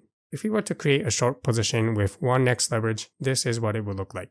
The entry price is 100 USD. If the price of the index goes below 100, then we make a profit. If the price of index reaches 0, then we make a max profit of 100 USD. On the other hand, if the price of index goes above 100, then we lose money. The amount of money that we can lose is unbounded, since the price of ETH can, in theory, go to infinity. The region highlighted in green is the profit for the short position. If the price of the index goes below the price of entry, then this is our profit. The region highlighted in pink is the part where we will make a loss. If the price of the index goes above the price of entry, this is all losses that we'll have to pay. Okay, so these are two simple payoff diagrams of a long position and a short position. Next, let's take a look at the payoff diagrams of our collateral. Let's start with cash. We said that we have 30 USDC as collateral. And what is the payoff diagram? Well, it's simple. It's simply a straight line. Why is that? Whether the price of ETH goes up or down, you do not lose your cash or you do not gain any cash. Hence, it is a straight line. How about the payoff diagram of holding ETH? The payoff diagram of holding ETH depends on the price that we bought ETH and the amount of ETH that we bought. For example, if you bought 1 ETH when the price of ETH was 50 USD and the current price of ETH is 100 USD, then our profit is 50 USD. If you bought 2 ETHs when the price of 1 ETH was 50 USD and the current price of ETH is 100 USD, if we were to sell both of our ETH, then our profit will be 100 USD. So that is the payoff diagram of ETH. With these 4 simple payoff diagrams, we can now analyze the payoff diagrams of different strategies. Let's start with longing ETH with USDC as collateral. What we simply need to do is combine the payoff diagram of longing ETH with having USDC as collateral. So combining these two lines, what do we get? The payoff diagram is exactly the same as payoff diagram of longing ETH, except the line is shifted to the left. The way to understand this graph is that at entry, there is no profit or loss, so the amount of cash that we have is the amount of USDC we have, 30 USDC. If the price of index increases, the amount of money we'll make is described by this long position, hence the slope doesn't change. The amount of money that we'll lose is the same as the long position. When the price of index decreases by $30, then we will have to spend this $30 in cash to pay off our losses, hence the amount of cash that we'll have is 0. So this is the payoff diagram of longing ETH with USDC as collateral. Next, let's take a look at the payoff diagram of longing ETH with ETH as collateral. What we'll need to do is combine payoff diagram of longing ETH with payoff diagram of holding ETH. And what do we get? Again, we get a payoff diagram that is linear. However, the slope is larger. And this is because we're combining these two lines, hence the slope becomes larger. If the price of ETH increases, then we make profit from our long position and also for holding ETH. However, if the price of ETH decreases, then we lose money from our long position and also the ETH that we're holding loses its value. Hence, the slope is steeper for longing ETH with ETH as collateral compared to longing ETH or holding ETH. Okay, let's move on to the payoff diagrams of shorting a position. Let's look at shorting ETH with USDC as collateral. The payoff diagram that we'll have to combine is shorting ETH with the payoff diagram of holding cash. Combining these two, what do we get? Shorting ETH with USDC as collateral. This is what we get. The slope is the same as shorting 1 ETH. The only thing that is different is that the line is shifted to the right. If the price of the index is equal to the price of entry, then there's neither profit or loss to be made. The amount of cash that we have is simply the amount of collateral that we have, 30 USD. If the price of the index increases by 30 USD, then our loss is 30 USD. This loss is covered by the amount of cash that we have. Hence, at this point, the amount of cash that we'll have is equal to 0. And finally, let's take a look at the payoff diagram of shorting ETH with ETH as collateral. So we'll combine the payoff diagram of shorting with the payoff diagram of holding ETH. And for simplicity, we'll first move the price of ETH, the price that we bought the ETH, let's say is exactly equal to the entry price. This will simplify our analysis. And then once we understand that, we can move this back over to 50. Here's the payoff diagram of shorting ETH with ETH as collateral. Now you might be surprised that this time you get a flat line. In financial terms, this is called delta neutral. Since whether the price decreases or increases, our payoff diagram is always flat. Our payoff is neutral to the delta in the prices. Hence, it is called a delta neutral strategy. Now let's analyze why shorting ETH with ETH as collateral will produce a delta neutral strategy. Well, by creating short for 1 ETH position, if the price of index decreases, then we'll make a profit. However, since our collateral is in ETH, our collateral will lose value in terms of USD. The profit from our short position offsets the losses from holding ETH as collateral. Hence, it is equal to 0. And the opposite is also true. If the price of the index increases, then the value of our ETH collateral increases. However, we need to pay for the loss for our short position. The profit from holding on to ETH offsets the loss for holding on to the short position. As a result, we get a payoff diagram that is always equal to 0. So this is an example when we created a short position where the entry price is 100 USD, and we also bought ETH when the price of ETH is 100 USD. Now let's consider what happens if we bought ETH at a lower price, for example at 50. Then the payoff diagram is similar except it is shifted up. We bought at 50, and if we were to sell at 100, then our profit is 50 USD. If the price of ETH increases above the entry price, then we make more than $50 in our profit for holding on to ETH. However, we also need to pay for the loss for having a short position. These two cancel out, and the payoff diagram is flat. The same is true if the price of the index decreases. We make profit from our short position. However, the USD value of our collateral decreases. Combining these two, we get a payoff diagram that is flat. And finally, let's see all of the payoff diagrams that we've discussed so far. Here is a simple long. Here's cash. Here's holding on to ETH. Here is longing ETH with USDC as collateral. Here's longing ETH with ETH as collateral. And then here's shorting ETH with USDC as collateral. And finally, here's shorting ETH with ETH as collateral. Now keep in mind that all of this simulation was done assuming that all of the fees are equal to 0. In reality, the fees are never equal to 0, so the payoff diagram will slightly look different from this. There are various fees involved with trading on GMX. For example, to create either a long or a short position, there's the network fee, which is the gas fee that you'll have to pay for your order to be executed.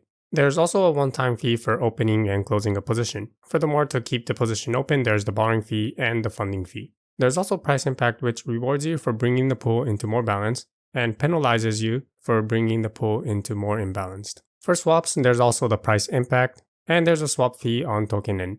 What's not shown here is the UI fee for using this user interface. The common fees between opening, closing a position, and swaps are the execution fee, here it's called network fee, and the price impact. Furthermore, if you're using this user interface, then there's a UI fee. Most of the fees are straightforward to understand. However, the price impact, the borrowing fee, and the funding fee need further explanation. So starting from the next video, I'll explain more about price impact. The purpose of the price impact is to keep the pools balanced between long and shorts. Here, long and short means different things, whether it is a swap or creating a position. For swaps, this long will refer to the USD value of the long tokens, and shorts will refer to the USD value of the short tokens in the pool. For creating or closing positions, long will refer to the long open interest and short will refer to the short open interest. If an action, either a swap, opening or closing a long position, opening or closing a short position, or depositing liquidity reduces the imbalance, then this is called a positive impact and there will be some kind of rebate. On the other hand, if your action increases the imbalance, then this is called a negative impact and you'll have to pay some kind of penalty. Imbalance is measured in different ways depending on your action. The positive impacts are rewarded and negative impacts are penalized also in different ways depending on the action. So we'll look at imbalance, positive impact, and negative impact for swaps, long and short positions, and for depositing liquidity. Let's start with swaps.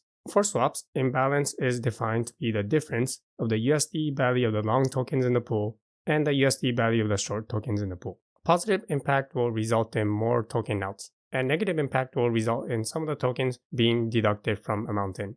As a result, in both cases, you either receive more token or receive less token. A positive impact will give you more token out, and negative impact will give you less token out.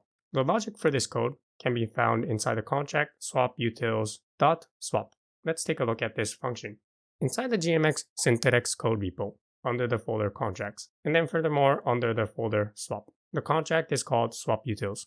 The function is called _swap. First, it calculates the price impact in terms of USD by calling the contract swap pricing utils and the function get price impact USD. Once this price impact USD is calculated, next it handles the case whether it is a positive impact or a negative impact. For a positive impact, you can see here that to amount out, to the amount of tokens that's going to go out, some amount is added, price impact amount. From the price impact USD, a price impact amount is calculated and then added to the amount of tokens that's going to go out. For a negative price impact, you can see here that from amount in, a price impact amount is deducted. Since there's less amount coming in, there will be less amount that will be going out. So that is how price impact works for swaps. Next, let's take a look at how price impact works for long and short positions. The imbalance for long and shorts is defined to be the difference of the long open interest and short open interest. Remember that both long open interest and short open interest are in terms of USD.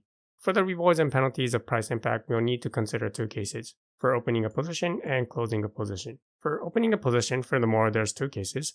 Is it a long position or is it a short position? For a long position, when there's a positive impact, the size delta in tokens will be increased. Remember that when you create a position, you specify a position size. And then from the price of the index at entry, the size in terms of token is calculated. This size in terms of tokens will be increased for a positive impact. And you'll see later that this has the same effect as lowering the execution price. If you were to create a position, then this means that lowering the entry price for a long position. And for a negative impact, there will be a decrease in the size delta in tokens, and this will result in a higher execution price. For opening a short, the idea is the same as opening a long position. However, we need to manipulate the price in the opposite direction. For a positive impact, we decrease the size delta in terms of tokens. This has the effect of setting the execution price higher. And for negative impacts, we increase the size delta in tokens, and this has the effect of lowering the execution price. And then for closing a position, if there's a positive impact, you'll receive more tokens. The token that you receive depends on what you specify. And finally, for negative impact, you'll have to pay from the collateral. Okay, where do we find the code for all of this logic? The logics are contained over here. So let's take a look at one at a time. Let's start by looking at when you open a position. The logic is contained inside the function get execution price for increase under the contract position utils. The position utils contract is located under the folder positions, position utils. The function that we're interested in now is called get execution price for increase. And first, you'll notice that it calls a function called position pricing utils .get price impact. It will calculate the price impact in terms of USD. Later in the course, we'll look into details how the price impact is calculated. The next part calculates the price impact amount. Based on the price impact USD, it divides this price impact USD by the index price. This amount will be added to the size delta in tokens. If the price impact was positive, then this number will be positive. And if the price impact was negative, this number will also be negative. Okay, and then scrolling down, here's the most important part of the code to understand how price impact for creating a position either rewards or penalizes the action. If the position is a long, to the starting size delta in tokens, add price impact amount. Again, if the price impact was positive, then this will be a positive number, so this will increase the size delta in tokens. If price impact was negative, then this will decrease the size delta in tokens. Otherwise, if it is a short position, if it is a positive impact for creating a short position, then minus it from size delta in tokens. Otherwise, if it is a negative impact, then negative minus negative will become a plus, so the size delta in tokens will be increased. Okay, let's now see why either increasing or decreasing the size delta in tokens has a positive or negative effect on your position. I've split the screen into two parts. On top, you'll see a function called getPositionPNL_USD, which is located under the same contract position utils. This function is called to calculate the profit and loss of a position when the position is closed. And inside here, you can see here how some of the profit and loss is calculated. We first calculate the current position value, size in tokens, multiplied by the current price of the index. And if it is a long position, then we take this position value and then minus it with the size in USD, which was set when the position was created. If it was a short position, then it is the opposite. Take the size in USD and then minus it with the position value. Going back, if it was a long position and the price of the index has increased compared to when you created the position, then this position value will be greater than size in USD, so you'll make a profit. And similarly for short positions, if the price of the index has decreased since the position was created, then this position value will be less than size in USD, so again, you'll make a profit. Okay, so that is how the profit and loss is calculated. Now let's take a look at over here. How does changing the size delta in tokens for price impact affect this profit and loss above? Well, if the size delta in tokens is increased, you can see over here that this size in tokens is also increased, so the position value will be increased. Hence, this number over here will be larger. Your profit will be larger. On the other hand, for negative impact for opening a long position, this value will be decreased since the size delta in tokens will also be decreased. In this case, this profit will be decreased, and it can also turn into a loss. And the same is true for opening a short position. When we're creating a short position, let's say that there's a positive impact. size delta in tokens will be decreased. Hence, this position value will be decreased, so the profit will be increased. However, if there's a negative impact, then this size delta in tokens will be increased, so this value will also be increased, and the profit will be decreased. So that is how changing the size delta in tokens has an effect on the position's profit and loss. Okay, how about for closing a position? You either receive token or pay from the collateral. The logic is located under the contract decrease position collateral utils under the function process collateral. The contract decrease position collateral utils is located under the folder position. Inside the function process collateral, you can see here that price impact USD is returned from the function get execution price for decrease. And then scrolling down, if the price impact USD was greater than 0, then it calculates the amount to be deducted from the pool, and then this amount is allocated to you. So for a positive impact, you'll receive some tokens. Scrolling down further, if the price impact was negative, then for the price impact USD, you'll have to pay from your collateral tokens. This is done by calling an internal function called pay for cost. And finally, let me explain what imbalance for depositing liquidity is and the effects of positive and negative impacts. The imbalance for depositing liquidity is measured by taking the USD value of the long tokens in the pool and then taking the difference with the USD value of the short tokens in the pool. For positive impact, additional liquidity provider tokens will be minted. The liquidity provider tokens in this case is the market token. And for negative impacts, fees will be deducted from the amount of tokens that came in. The code for this logic can be found in the contract execute deposit utils under the function execute deposit. The execute deposit utils contract is located under the folder deposit. The function execute deposit is called once for the long token and once for the short token. Inside this function, you can see here that if price impact USD was greater than 0, then to the amount of market tokens to be minted, it adds for the amount of price impact amount. Otherwise, if the price impact was less than 0, then it deducts the negative price impact amount from either the amount of long or short token that was deposited. In this video, I explain how imbalance is measured for different actions, how positive impact is rewarded, and how negative impact is penalized depending on your action. Next, I'm going to explain the formula for how price impact is calculated. But before we do that, I first need to explain two terms, same side and crossover. Same side means that the imbalance remains on the same side after an action. For example, let's say that the long is less than short, and the next long after an action is also less than the next short. For a swap, this long will be the USD value of the long tokens and the USD value of the short tokens. And for positions, this long will refer to the long open interest, and short will refer to the short open interest. As another example, let's say that the imbalance is there are more longs than shorts. Also, after an action, the next long is also greater than or equal to the next short. This is what same side means. So once you understand what same side is, crossover is easy to understand. Crossover basically means not the same side. We're now ready to understand the formula for price impact. Let's say that D0 is the initial imbalance in USD, and D1 is the next imbalance in USD. Now the way the price impact is calculated is different whether it's a same side or a crossover. Let's start with same side. If D0 minus D1 is positive, then this means that the next imbalance is less than the current imbalance. If D0 minus D1 is negative, then this means that the next imbalance is greater than the current imbalance. So depending whether the difference of the difference is positive or negative, there's a different impact factor. This impact factor F is used in the next part of the formula. For a same side, the price impact is defined by taking this D0, the initial imbalance, raising it to the power B, some exponent factor, and then multiplying by the impact factor F, and then minusing it with D1, the next imbalance in USD, taking it to the power B, multiplying it by the impact factor F. For a crossover, the impact factor is calculated in a similar way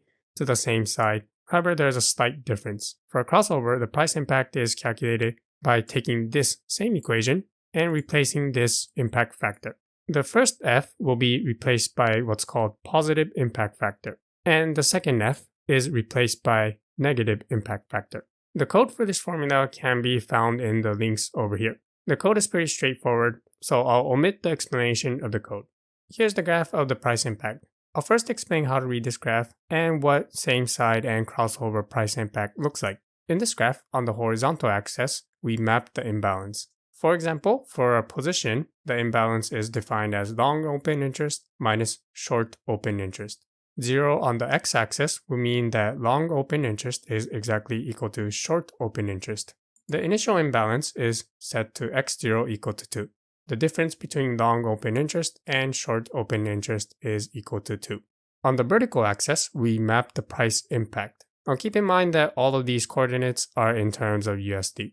Long open interest and short open interest are in USD terms, so the x-axis is in terms of USD.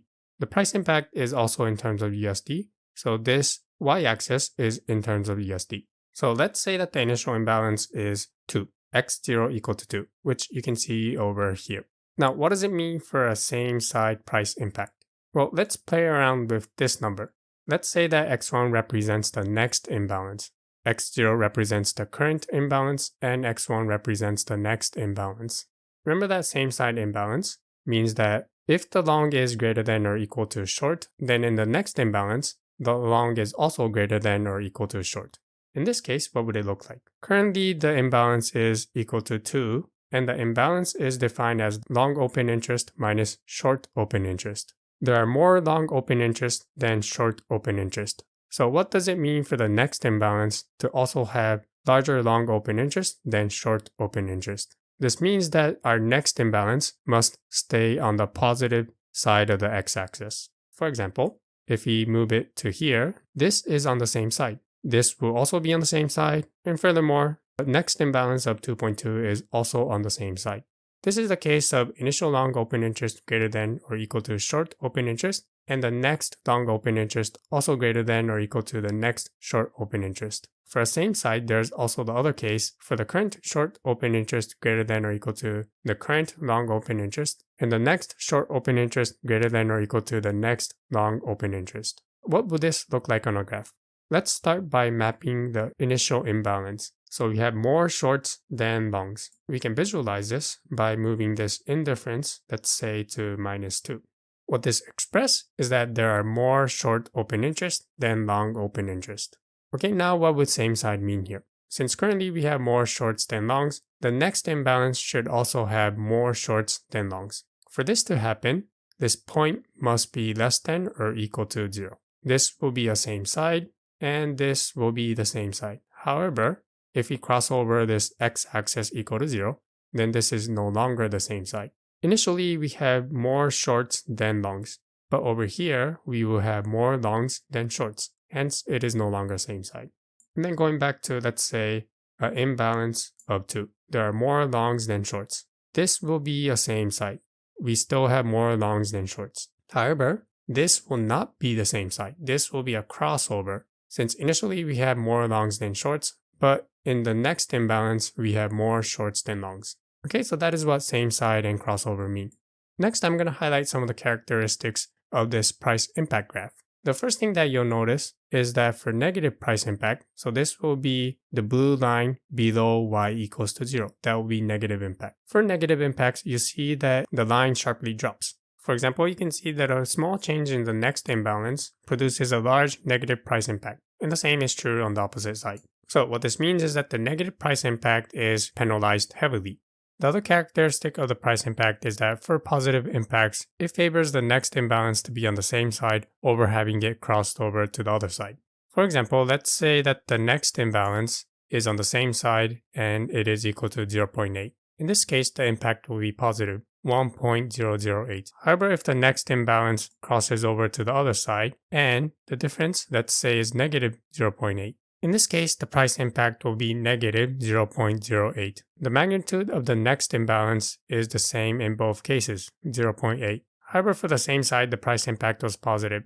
The price impact when the next imbalance crossed over is negative. So from this example, you can see that the price impact favors the next imbalance to be on the same side over the next imbalance crossing over to the other side.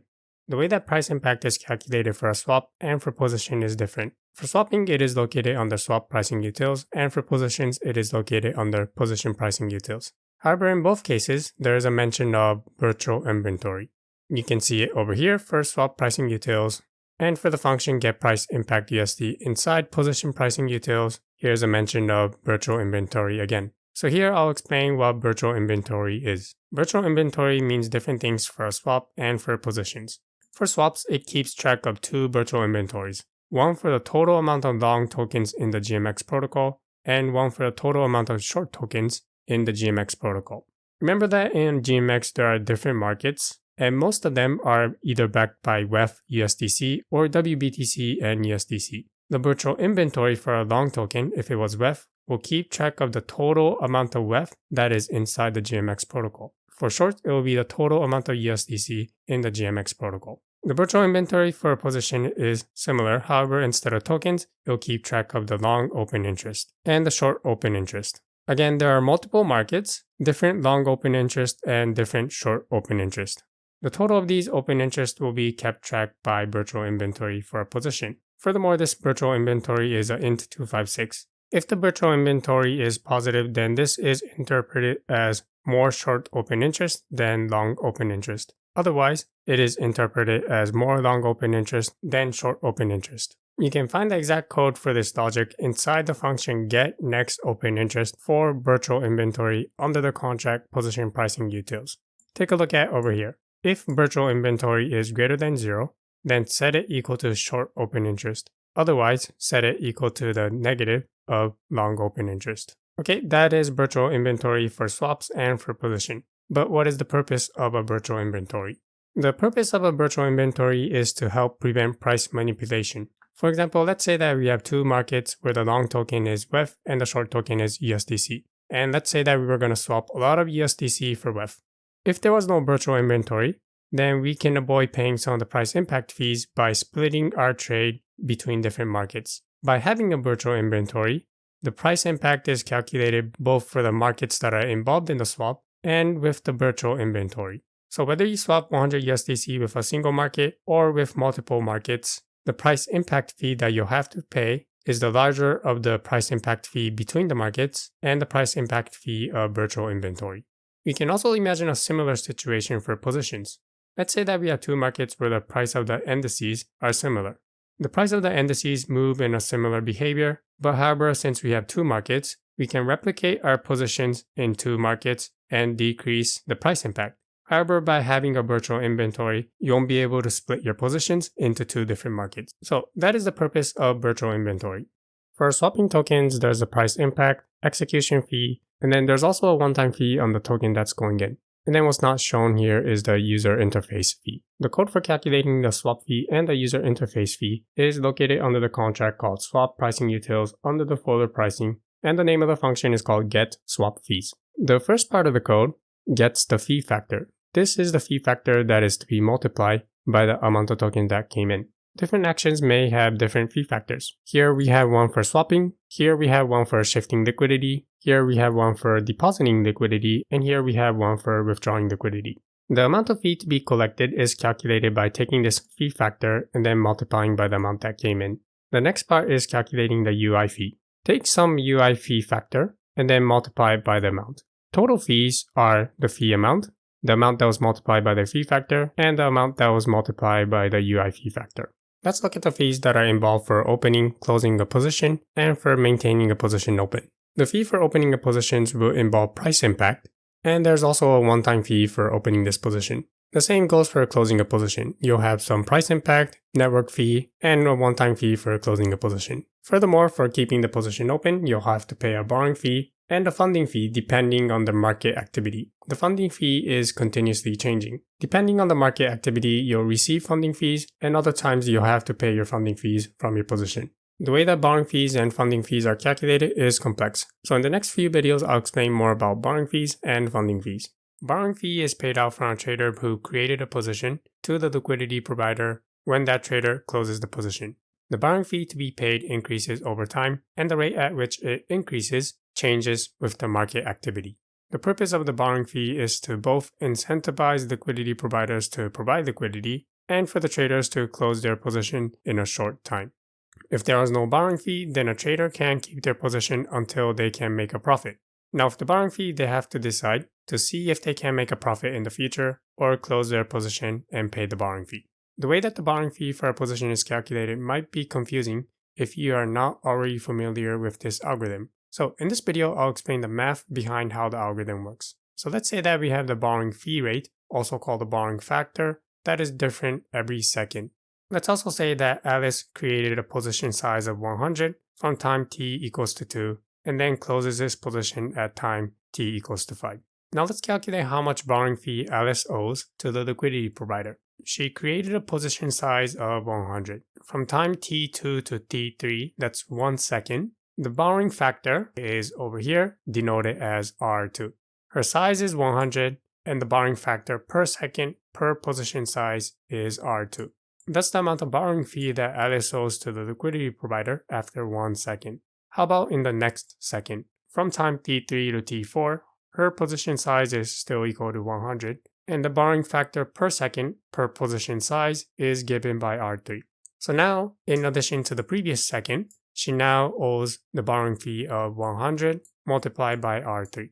And then the same goes for the last second she has her position open. Position size is 100. The rate per second per position size is given by R4. In total, this is the amount of fee that Alice owes to the liquidity provider for opening a position size of 100 for 3 seconds. We can generalize the equation for borrowing fee for all users.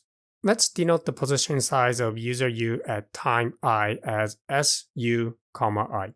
Then the borrowing fee of user U from time k to n is given by the summation from I equals k to n minus 1. For each second, multiply the position size by the borrowing factor per second per position size. So now we have an equation to calculate the borrowing fee for all users at all times. But we cannot use this equation inside our contract to calculate the borrowing fee of all users. The problem is, at every second, we'll need to calculate this for all users, which uses too much gas. So next, I'm going to show you a simplification of this equation that is used inside the code of GMX to calculate the borrowing fee of all users. Let's begin by simplifying borrowing fee of Alice. The most important thing about this simplification that I'm about to show you is that the position size of Alice is a constant 100 for this 3 seconds. So we can pull out the 100 and this becomes 100 multiplied by R2 plus R3 plus R4. Multiply her position size by adding all of the borrowing rates while her position was open. Next, we rewrite this part of the equation. Add up all of the rates from time t equals to 0 to t equals to 4. Since now we have too much rates in here, we need to subtract them. Subtract all of the rates less than t equals to 2. Now, why did I show you this? Well, by writing it this way, we can now calculate the borrowing fee of every user. So all we have to do to calculate the borrowing fee of any user is to record this number when they open the position, and then calculate this number when they close the position. Taking the difference will give us this part of the equation, and we can calculate their borrowing fee. In general, if you wanted to calculate the borrowing fee of a user U with position size C from time k to n, then their borrowing fee is given by multiplying their position size C multiplied by the difference of the summations of the rates. Sum up all of the borrowing rates up until time n minus 1, and then subtract it with all of the rates summed up to time k minus 1. This value on the right will be available when this user creates a position, and this number will be available when the user closes the position. This is the form for how to calculate the borrowing fee that you'll see inside the code of GMX. The code for how to calculate the borrowing fee for a position is located under contract market utils under the function get borrowing fees. Remember that to calculate the borrowing fee for a position, we multiply the size in USD of the position by the difference of the sum of the rates. This sum of the rates is called cumulative borrowing factor. So over here you can see that it calculates the current cumulative borrowing factor with the cumulative borrowing factor that is stored when the position was last updated, called position.borrowing factor. Take the difference and then multiply by the size of the position. This is how the borrowing fee is calculated for any position. For the borrowing fees that we calculated, we assume that the size of the position is a constant. However, in reality, users will be updating their position, so the size of their position is not a constant. But this problem is easily fixed by updating how much borrowing fee the position owes before the size of the position is updated. So every time position is updated, it will first update the cumulative borrowing factor, and then it will calculate the amount of borrowing fee that a position owes. Subtract that fee from the collateral, and then update the borrowing factor for that position. This is the same whether you increase the position or decrease the position. So what you're looking at here is highlight of some of the functions that are called when the position is increased and a position is decreased. When an order to increase a position is executed, it first updates the cumulative borrowing fee. This is done inside the contract called position utils the function is called update funding and borrowing state. Inside here, it's going to call another function called marketutils.update cumulative borrowing factor. This will update the cumulative borrowing factor to its latest value. The borrowing fees for a position is calculated inside a function called process collateral inside the contract increase position utils. Once the borrowing fee is calculated over here, it would deduct the borrowing fee from the current amount of collateral. And then it will update the amount of collateral that is locked inside the position by calling the function set collateral amount. The latest cumulative borrowing factor is retrieved by calling marketutils get cumulative borrowing factor. And then the total borrowing fees is updated. And finally, the borrowing factor for the position is updated. This is an example of how the borrowing fee is calculated and updated for a position when the position increases. I'll leave it up to you to check how the borrowing fee is updated when a position size is decreased. Again, you'll notice the same pattern. First, update the cumulative borrowing factor to its latest value. Calculate the current amount of borrowing fee that is owed, and then subtract it from the collateral, and also set the borrowing factor of the position to the latest value. Let's look at how the next cumulative borrowing factor is calculated. The way that the cumulative borrowing factor is calculated is a little bit different from the math that we've seen. In the end, you'll see that the math and the code are equivalent. The difference is the code is optimized to save gas. The first thing it does is calculate durations in seconds. Duration since the last time cumulative borrowing factor was updated. And then we'll call another function called get borrowing factor per second to get the borrowing factor per second. We'll look into details what this function does in a later video. For now, just think we call this function and we get some borrowing factor per second. The current cumulative borrowing factor is stored in the data store of GMX. This function will get the current cumulative borrowing factor. In the math that I showed you, we will take this borrowing factor per second and then sum it up for each second. If this borrowing factor per second is the same for some time interval, then we can simply multiply it. So this is what it's going on over here. Take the time duration since the last time it updated. During this duration, the borrowing factor per second is the same. So instead of running a loop to add it, simply multiply it, and then add it to the previous cumulative borrowing factor. This is how the cumulative borrowing factor is updated to its latest value.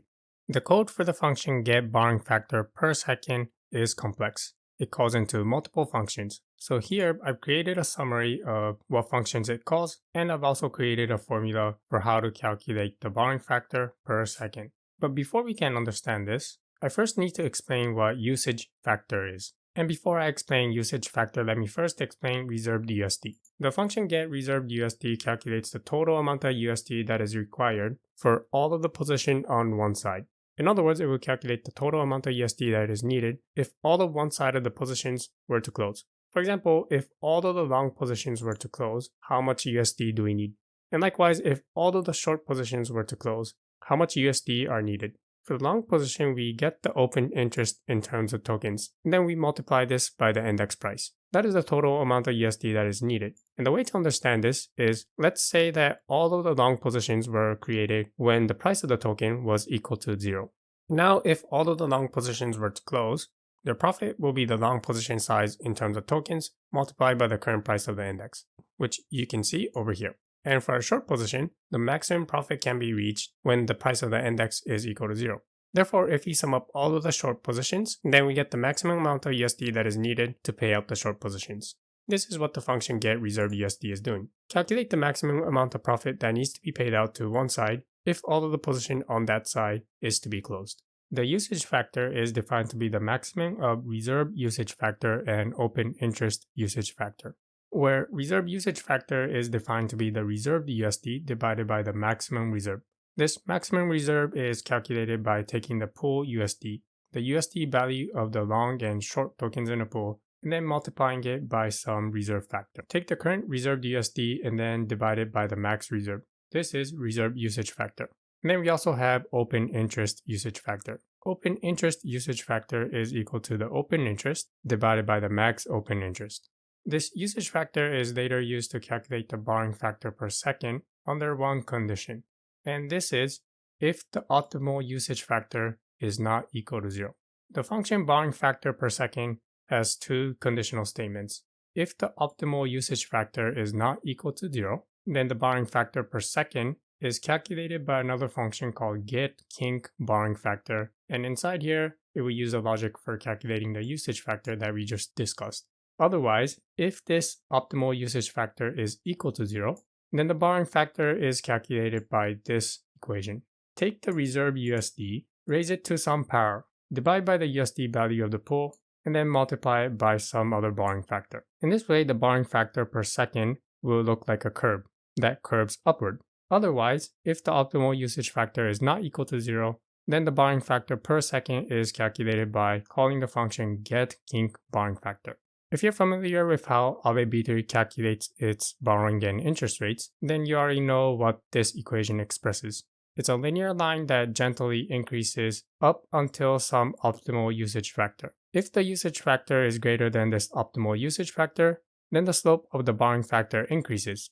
Okay, so that is how the borrowing factor per second is calculated in GMX. Next, I'm going to show you a graph of what this kink borrowing factor looks like. Here's an example of what the kink borrowing factor will look like. The horizontal axis will represent the usage factor. The vertical axis will represent the borrowing factor. For this example, I'll say that the optimal usage factor is 80%, 0.8. Let's say that the current usage factor is below this optimal usage factor. For example, let's say 50%. So between 0 and 80%, you can see that the borrowing factor per second gently increases. As the usage factor increases, so does the borrowing fee per second, up until the usage factor reaches the optimal usage factor, 80% for this example. Once it goes above the optimal usage factor, the slope increases. This means that if the usage factor is above the optimal usage factor, then the borrowing factor per second increases rapidly, and if you're going to open a position or leave a position open, then it becomes more expensive.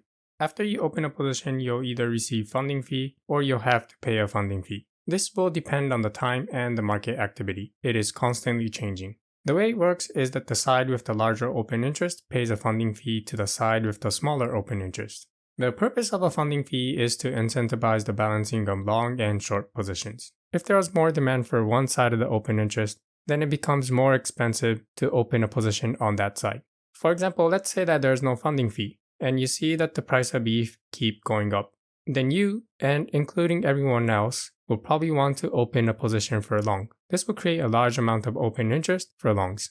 By having a funding fee, it will become more expensive to open a position with the larger side. Okay, but why should the protocol be concerned with balancing out the amount of longs and the short positions? The answer is to protect the protocol and the liquidity providers from making a huge loss. By balancing out the long and short demands, traders will pay each other for the profit and loss instead of the liquidity providers directly covering for their profits. As an example again, let's say that there's no funding fee and there's a massive amount of open interest for longs. If they are correct, then their profits will be paid out from the liquidity providers. However, with a funding fee which incentivizes the pool to be balanced, the trader's profit will come from the opposite position. Therefore, this protects the protocol and the liquidity providers from realizing a massive loss. How do you claim the funding fee on the user interface? To do this, go to the trading page and then scroll down. You'll see tabs such as position, orders, trades, and claims. Click on claims. And over here, if you have some funding fees that you can claim, you'll be able to click on this claim button. Currently, I can claim 7 cents of funding fees. Click on claim and then click on confirm. And that's it. You can see under the claim history that I claimed some funding fees. 14 cents a few months ago and 7 cents just now. The way that the funding fee is calculated for all position is similar to how the borrowing fees were calculated for all users. Basically, it keeps track of two cumulative funding fees, the current cumulative funding fee and the cumulative funding fee when the position was created. But multiply this with the position size, and that is how the funding fee is calculated. Because of the market dynamics, sometimes long will pay shorts and other times shorts will pay long. However, for the math that I'm about to show you, you can assume that long open interest is always the larger side.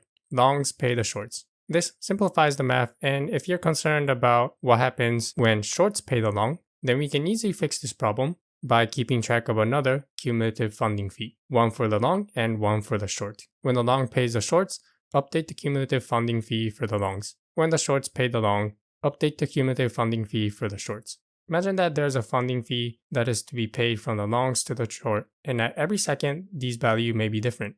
And for each second, the long open interest might also be different. And let's say that the user had a position open from time t2 to t5. To calculate the funding fee that this user has to pay, we first need to divide this funding fee by the total position size at that time, which is equal to the long open interest at time t. So take the funding fee at time t, the amount to be paid to the other side, divided by the long open interest at that time. This will give us the funding fee per position size. And we do the same for the side that is going to claim this funding fee. Take the funding fee at time I, the amount to be paid from long to shorts, and then divide by the total position size of shorts, which is equal to the short open interest at time I. This will be the amount of funding fee that shorts can claim per position size at time I.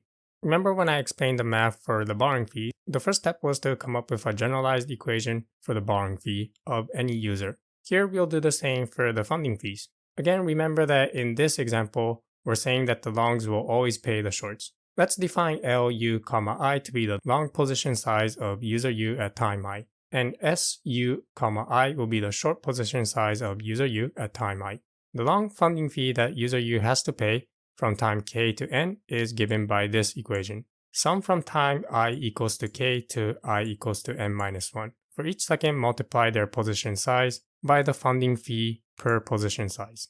The amount of funding fee that can be claimed by the short is defined in a similar manner. Starting from time I equals k and going up all the way to n minus 1, for each second, take the position size of this short position at time I, and then multiply by the claimable amount of funding fee per size. Add up all of this from time I equals k to n minus 1, and this is the amount of claimable funding fee of user U from time k to n. The next step is to simplify these two equations. Recalling the math for the borrowing fee, we simplify the equation by assuming that the position size was a constant for some time interval. Then we also kept track of a cumulative borrowing factor. Here we'll use the same trick to calculate the funding fees. So let's say that user U has long position of size L from time k to n. How do we calculate the funding fee of this user? Well, we start with this equation that I've discussed above. Since L is a constant, we can pull it out. And then inside, we take the difference of the cumulative funding fees per position size. This will represent the current cumulative funding fee per position size. And this will represent the cumulative funding fee per position size when this long position was created. The trick that you're seeing here is exactly the same trick that you saw when we calculated the borrowing fee of a user. The same trick applies to calculating the claimable funding fee for a short position. So let's say that some user U has a position size of S from time k to n. Here's a general equation to calculate their claimable funding fee, and since their position is constant in this time interval, then we apply this same trick over here. Inside the code of GMX, these two forms are what you'll see for calculating the funding fee and for calculating the claimable funding fee. The way that a funding fee is updated for position holders is similar to the way that the borrowing fee was updated for the position holder. First, they will update the cumulative borrowing fee per size. This is done inside the function update funding states inside the contract market utils. Over here, I've highlighted some of the functions that are called when the order to increase a position is executed. I'll leave it up to you to check out the details. In both cases of increasing a position size and decreasing a position size, the first step is that the cumulative funding fee per size is updated by calling this function. And then in the next step, it will involve calculating the funding fee. This is done by calling an internal function called getFundingFee. Here, funding fees to be paid and to be claimed are calculated. The funding fees to be paid from this position is deducted from the collateral. And the final step is to set the cumulative funding fee per size to its latest value for this position, and then update the claimable funding fee per size for this position. This is an example of what goes on when a position is increased. You'll see a similar pattern when a position is decreased. So when a position is decreased, it first updates the cumulative funding fee factor per size. It will calculate the amount of fees and then deduct it from the collateral. Set the funding fee per size to its latest value for this position, and the same goes for the claimable funding fee per size.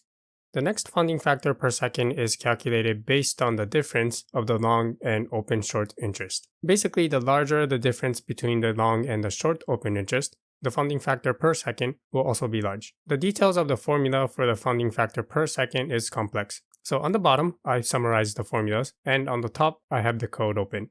I'll go through the code and explain the formula for the funding factor per second. On the bottom, I have the formula that are summarized. So before we begin, I'm going to first explain about these symbols. F will be the funding factor per second. This is the value to be returned by this function. L will be the long open interest, S will be the short open interest, E will be the funding exponent factor, and there are also other symbols that I'll explain later. Going back to the code.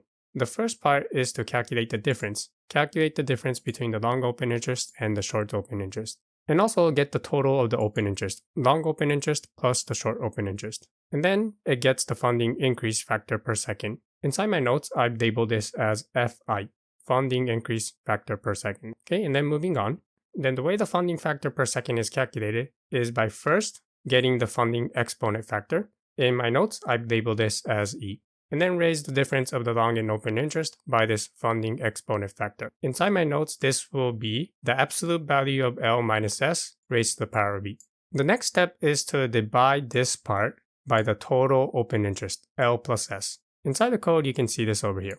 Okay, and then moving on, it gets a funding factor. This will be just a number that is set by the protocol. And then also it gets the max funding factor per second. Inside my notes, I've labeled this as F_max, the maximum funding factor per second. If the funding factor per second, which is calculated by taking this part and then multiplying it by the funding factor for this market, I've called this F_market. If the calculated funding factor per second was greater than the maximum funding factor per second, then it sets the funding factor per second to this maximum value. And then it returns the funding factor per second. To summarize what's going on here is if funding increase factor per second is set to 0, then the funding factor per second to be returned is the minimum of this expression multiplied by some value and the maximum funding factor per second. Okay, so that's this part of the code.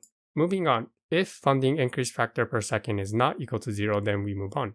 It gets the saved funding factor per second, the funding factor per second that was stored last time this function was called. And then it gets some settings, threshold for stable funding and threshold for decreased funding. Inside my notes, I've labeled this as TS and TD. These values will be used to compare with this value F, and then depending on the inequality, it will try to either increase the funding fee per second or decrease it.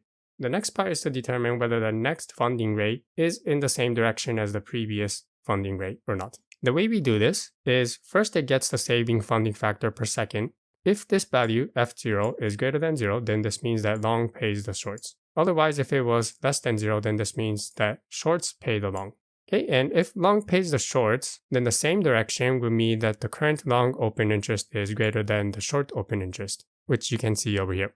Otherwise, if in the previous call, the funding factor per second was negative, then the same direction would be that the short open interest is greater than long open interest. If the previous skew is in the same direction as the next funding, then we move on to this part of the code.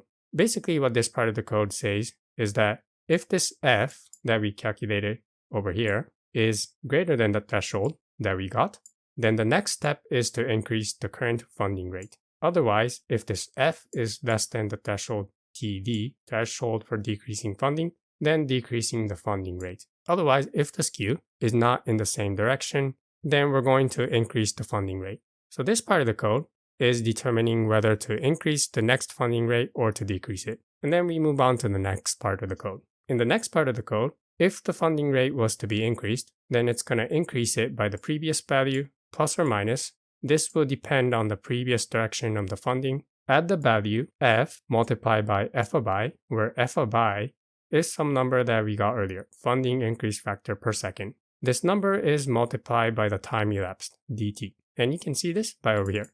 Increase value. Multiply diff USD to open interest factor, multiplied by the funding increase factor per second, and then multiplied by the duration in seconds. Duration since the last time this was updated. Otherwise, if the funding rate is to be decreased, then we move on to this part of the code. We first calculate the value to decrease by. This is done by multiplying funding decrease factor per second by duration in seconds. In my note, I denote it as FD multiplied by DT, where FD is equal to the funding decrease factor per second. And then we move on to the conditional statement. If the saved funding factor per second, if the magnitude of this value is less than or equal to the value to be decreased, then we set the next funding factor per second either to plus or minus 1 depending on the direction of the previous funding. Otherwise, we know that the magnitude of the previous funding factor per second is greater than decreased value. So what we do is take the absolute value of the previous funding factor, minus it with f of d multiplied by dt. In code, this is decreased value. And then to preserve the signs, we multiply by the previous funding factor, and then divide it by the absolute value of the funding factor. This part will give us plus or minus 1, depending on the value of f0. And this is how the funding factor is decreased. Further down in the code, there's some code that bounds the funding factor. I'll leave it up to you to check the logic of this code. The takeaway from this video is that the next funding factor increases when the difference between the long and the open interest are large. Furthermore, if the factor called funding increase factor per second is set, then the funding factor per second gradually increases or decreases, adding some change to the previous funding factor per second. Let's say that I wanted to create a long position for ETH as index. The current price of ETH is 2052. I also want to take a profit when the price of ETH is above 2100, and I want to cut my loss if the price of ETH is less than 2000. Sure, I can manually do this. I can stare at the screen and when the price of ETH goes above 2100, close my position, or if the price of ETH falls below 2000, I can also close my position to cut the loss. However, we can also ask GMX to do this for us. This is the feature of take profit and stop loss. Take profit means to close our position when there's some amount of profit that we specify, and stop loss means to close our position when our loss is more than some amount that we specify. So for a long position, the current price of ETH is 2050. Let's say that we wanted to create a long position for a 0.01 ETH. And then over here, we can specify the price to take profit and cut our losses by specifying the price for stop loss. For take profit, let's set it to 2100. And for stop loss, let's set this to 2000. Close our long position to take a profit when the price of ETH is at or above 2100. And likewise, close our position to cut our loss if the price of ETH is at or less than 2000. When you submit a transaction to create this order, it actually sends 3 orders. The first order is to open a position for a long. The next order is an order to take profit. And the last order is an order for the stop loss. We can do something similar if we were to take a short position. For a short position, the prices will flip. Profit means if the price of the index is below the price of entry. So if you were to enter a position at here, 1 ETH 2051, then our profit will be when the price of ETH is less than this price. For example, let's say that we want to take a profit when the price of ETH reaches at or below 2000. And for stop loss, we will make a loss if price of ETH goes above 2050. So let's set our stop loss at 2100. And then we'll be able to create a short position where we will take a profit if the price of ETH is at or below 2000, and also cut our loss if the price of ETH is above 2100. Again, this will create 3 orders, 1 to open a position for short, 1 order for take profit, and 1 order for stop loss. Now, if you were to submit this order, it will submit 3 orders. And let's say that we manually close our position. Then inside GMX protocol, we will still have this take profit and stop loss order. But since our position is closed, these orders are no longer needed. So when we close our position, we should also cancel these orders. This feature is accomplished by what's called auto-cancel. On the user interface, this is automatically set, but if you're manually interacting with the smart contract, you'll need to specify auto-cancel set to true. It's now time to explore the advanced features of GMX for trading. For swaps, there's market and limit, and for long and short positions, there's market, limit, TPSL, which is take profit and stop loss, and then stop market. Let me explain all of them one at a time. Let's start with swap. We've already discussed what a market swap is. It basically swaps the token at market price. How about swap with limit? Limit swap. What does this do? Limit swaps are orders to swap a token when the current price is at or below some price that we specify. For example, here I have 1 USDC, and I've set the limit price to 2000. If the current price of ETH is at or below 2000, then this order will execute a swap for 1 USDC to some amount of ETH. And I've created an order over here. Clicking on the orders tab, swap 1 USDC for some amount of ETH when the price of 1 ETH is less than 2000 USDC. There's also a limit for longs and shorts. Let's take a look at long. What does creating a limit order for a long mean? It basically means to create a long position when the current price is below the limit price that we specify. So for example, let's say put in USDC for a long position, and let's set our limit price to, let's say, 2000. This order will be executed, meaning that our long position will be open when the current price of ETH is less than 2000. Okay, how about creating a limit for short? For short positions, the limit price must be above the current price. We're specifying that we want to create a short position when the current price of the index is above some price that we specify. For example, let's say 2100. This short position will be created when the current price of the index is above 2100. Moving on, we have the take profit and stop loss tab, which we've already discussed. So let's move on to stop market. Stop market is like the opposite of limit orders. For a long, it will allow us to create an order above the current price. The current price of ETH is 2045. Let's set this stop price to, let's say, 2060. If we were to create this order, then this order will be executed when the current price of ETH is above 2060. We also have a stop market for short. In this case, we need to specify the stop price below the market price. For example, let's say 2040. This order to open a short position will be executed when the current price of ETH is below 2040. Okay, so that's stop market. Let's say that a user created a swap order from DAI to USDC and from USDC to WEF. Here I'll give you an explanation of how the tokens move around in the GMX contracts and what functions and contracts are called. The first step, a user created an order to swap from DAI to WEF. In the next transaction, a keeper will execute this order. The keeper is an authorized account of GMX. It will call a function called execute order on the order handler contract. The order handler will call the function transfer out on the order vault. Inside the order vault, there's the DAI token and ETH. Now you might be asking, where did these tokens come from? Well, when the user created an order to swap its DAI to WEF, the user sent his DAI to the order vault and also ETH to execute this order. So that is why inside the order vault, we have DAI and ETH. DAI to swap the tokens and ETH to execute this order. When the order handler calls the function transfer out, it will transfer this DAI over to the market token. The market token for DAI and USDC is swap only. It is not used to create any long or short positions. And then on the bottom, we also have a market token where it locks USDC and WEF. This is used for creating long and short positions. Next, the order handler will call transfer out on the market token. By this point, the order handler has already calculated how much USDC to send for the amount of DAI that was sent. It will send this amount to the next market token, USDC and WEF. And then it will call transfer out again. Again, by this point, the order handler, which calls into other library contracts, already calculated the amount of WEF to send out based on the amount of USDC that came in, and then send out the WEF to the user. If the user had specified that they wanted ETH instead of WEF, then on the way out, this WEF will be converted back to ETH. The last part involves refunding gas. The order handler will refund gas from the amount of ETH that is locked inside the order vault. Remember again that this ETH came from the user sending for the execution fee. Some of the ETH is paid out to the keeper for executing this order, and the remaining ETH inside the order vault is sent back to the user. GMX has many contracts, and it's difficult to understand how each of these contracts interact with each other. The best way that I found out to figure out how all of these contracts fit together is to take the transaction hash for an order and then debug it with some kind of transaction debugger. So here you're seeing a transaction hash for creating a market swap. I'm going to copy this and then head over to tenderly.co. On the search bar, I'm going to paste the transaction hash. This will open a transaction debugger. Scrolling down, I can see all of the contracts that were called and along with the functions that were called. The number of functions that are being called when creating an order and executing the order is large, and it's easy to get lost and confused about what's going on just looking at the transaction debugger.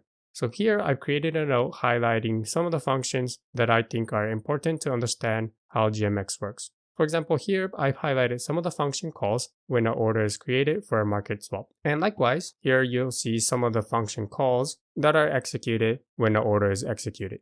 Use this along with the transaction debugger to understand how contracts interact with each other in the GMX protocol. Let me explain what contracts and functions are called when we create an order for a market swap. So let's start with our entry. Which contract does it call and what function does it call? The contract that it calls is exchange router. The function that it calls is multi-call. It calls multi-call because inside this transaction, there are three separate calls. The first one is to send WNT. The next one is to send tokens. And the last one is to create order.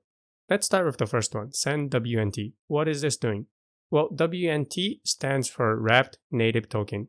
For ETH, Wrapped Native Token refers to WEF. Okay, so what is this doing? Well, it's actually sending the execution fee to be used to execute this order.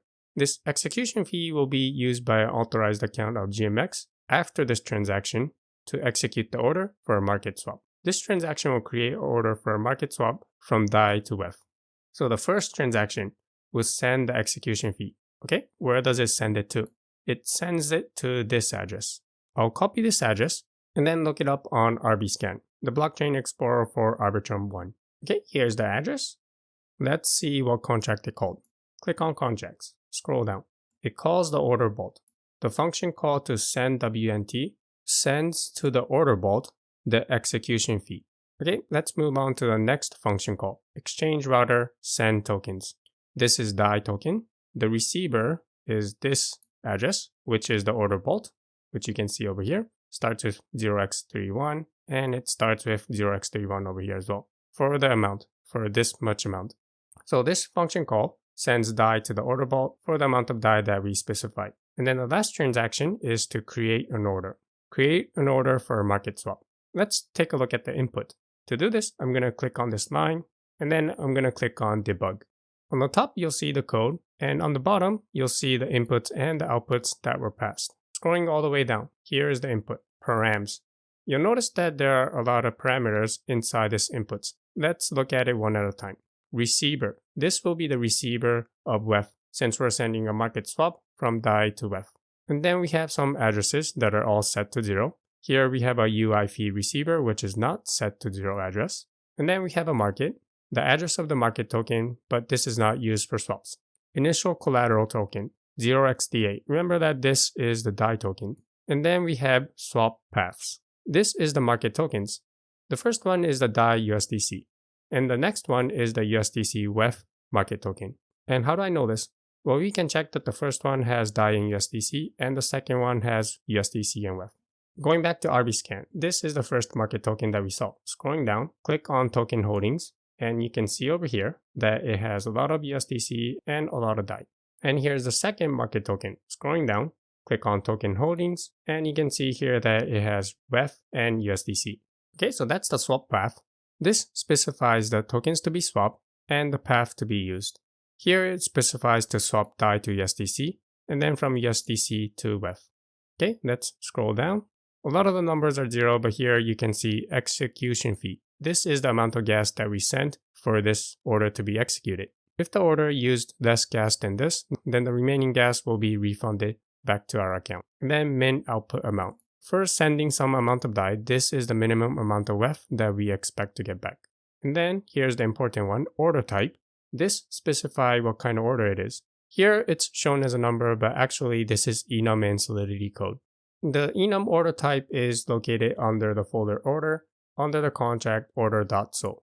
Here you can see various order types. The transaction that we looked at was order type equal to 0, which is equal to market swap. Okay, we're almost done with the input. The last parameter that is relevant for market swap is should unwrap native token. If this is set to true, then instead of receiving WEF, we will receive ETH. Since this is equal to true, before the swap completes, it will convert the WEF into ETH and then send the ETH back to us. Okay, so that is the input. Let's also look at the output, which is also important. The output is a single output, a bytes 32. This is like the ID of the order. This ID identifies the order, and it will be used in the following transaction to execute this order by an authorized account of GMX. Okay, that was input and output. Let's go back to the function calls. I'm going to stop debugging, and this will take me back to the function calls. Also click here to remove this code. Okay, so we were at create order. I just explained what the inputs are and what the output is. From here, the exchange router will call the contract order handler, call the function create order. And then it will call other functions, but the actual function call to store the order is located here. The order handler will call the library contract order utils. Notice that it calls a fallback. Since this is going to be a call to a library, you'll see often that when you see fallback, this probably means that it's calling into a library contract.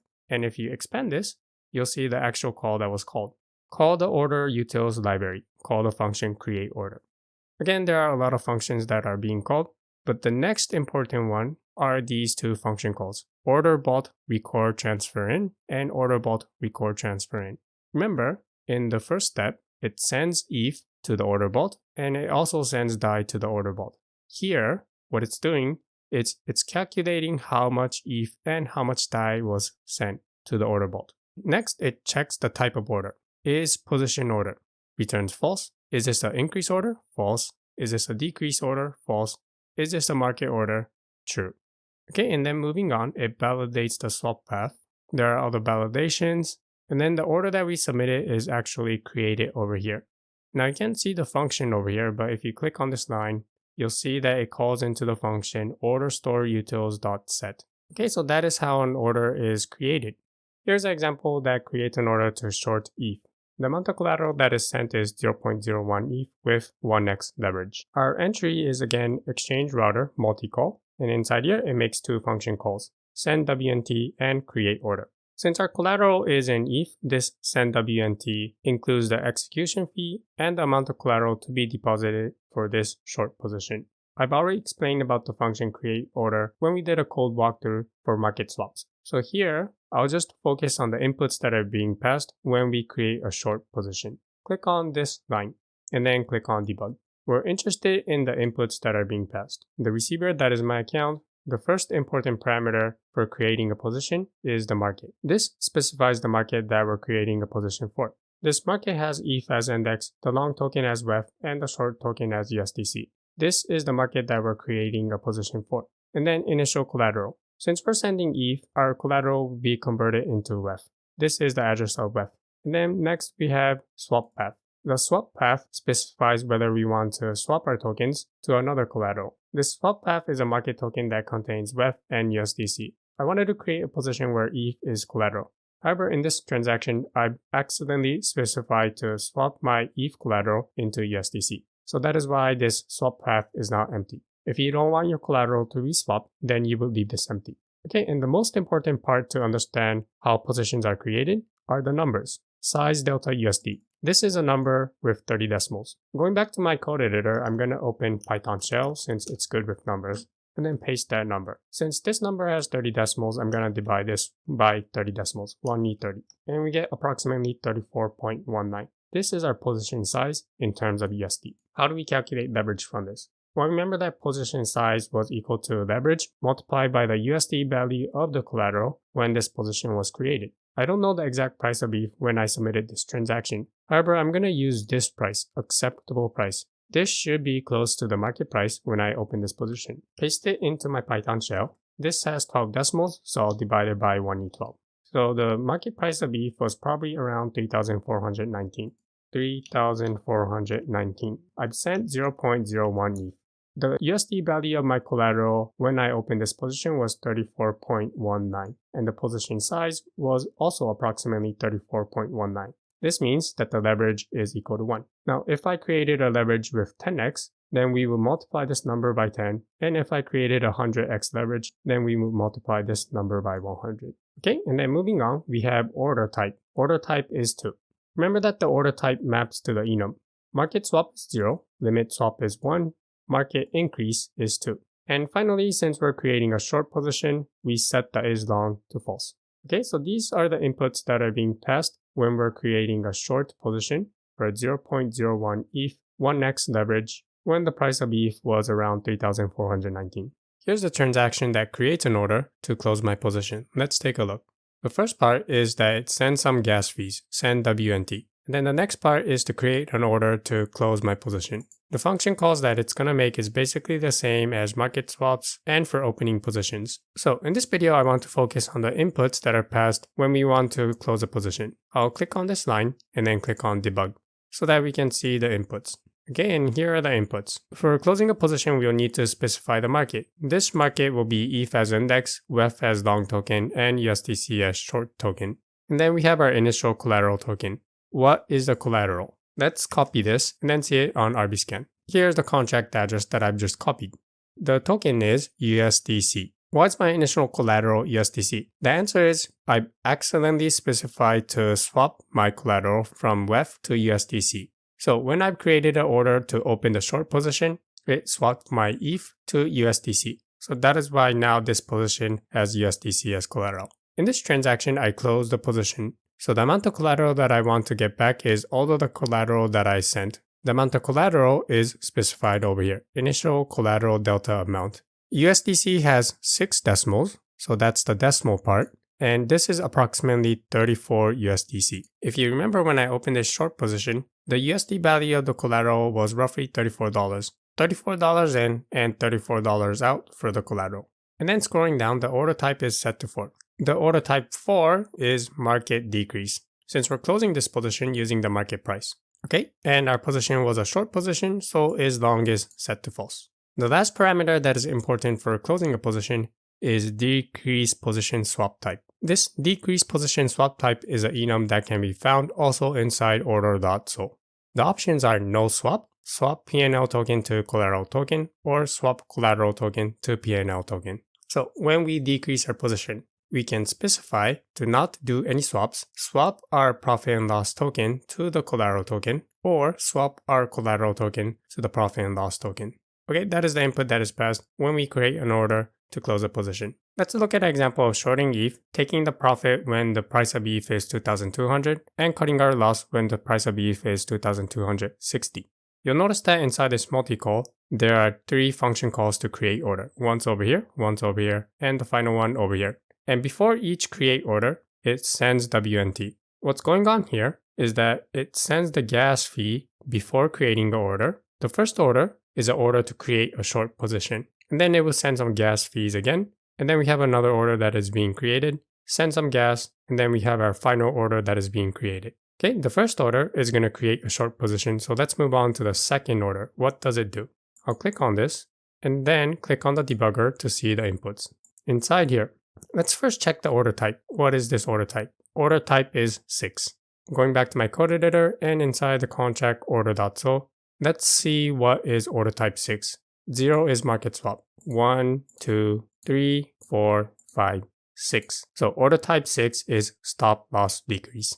Decrease our position to stop our losses. Moving on, what parameters are we passing in here? The interesting part is inside the numbers. Since this is a stop loss, I specify the stop loss to be at 2,260 USD. This number looks like the parameter that I passed in, trigger price. I'm going to copy this number, open a Python shell, paste it, and I want to verify that this has 12 decimals, and when we divide it by 10 to the 12, this turns out to be 2,260. So divide by 1e12. And we get 2,260. Okay, so this trigger price is the price that I specify for this stop loss. And finally, size delta USD and initial collateral delta amount. In this order, I've specified to close my position. So the size delta USD is my current position size, and initial collateral delta amount is my current amount of collateral. Okay, let's move on. Let's look at the last order. The last order, create order. Again, I'll check the parameters by clicking on debug, and then inside here, I'll first go to order type. Order type is 5. Order type 6 is stop loss decrease. So order type 5 will be limit decrease. Limit decrease means to decrease our position when some price that we specify is reached. Inside the inputs, we can see that the trigger price is set to this number. Since I've created a take profit at 2,200 USD, let's check that this turns out to be 2,200. Again, inside my Python shell, I'll paste the number and then divide this by 1e12. And we get 2,200. Okay, in the size delta USD, my current position size is this number, and my current amount of collateral is this number. Here I'm saying close my position and take the profit when the price of ETH is less than 2,200 USD. One final note, notice that decrease position swap type is not equal to 0, it is set to 1. And what does this mean? Decrease position swap type set to 1. This will be swap PNL token to collateral token. So whatever profit that I make, swap it to my collateral token. My collateral token is USDC, so it will swap any of my profit or loss to USDC. Okay, so those are some important parameters to pass when you're creating orders for take profit and stop loss.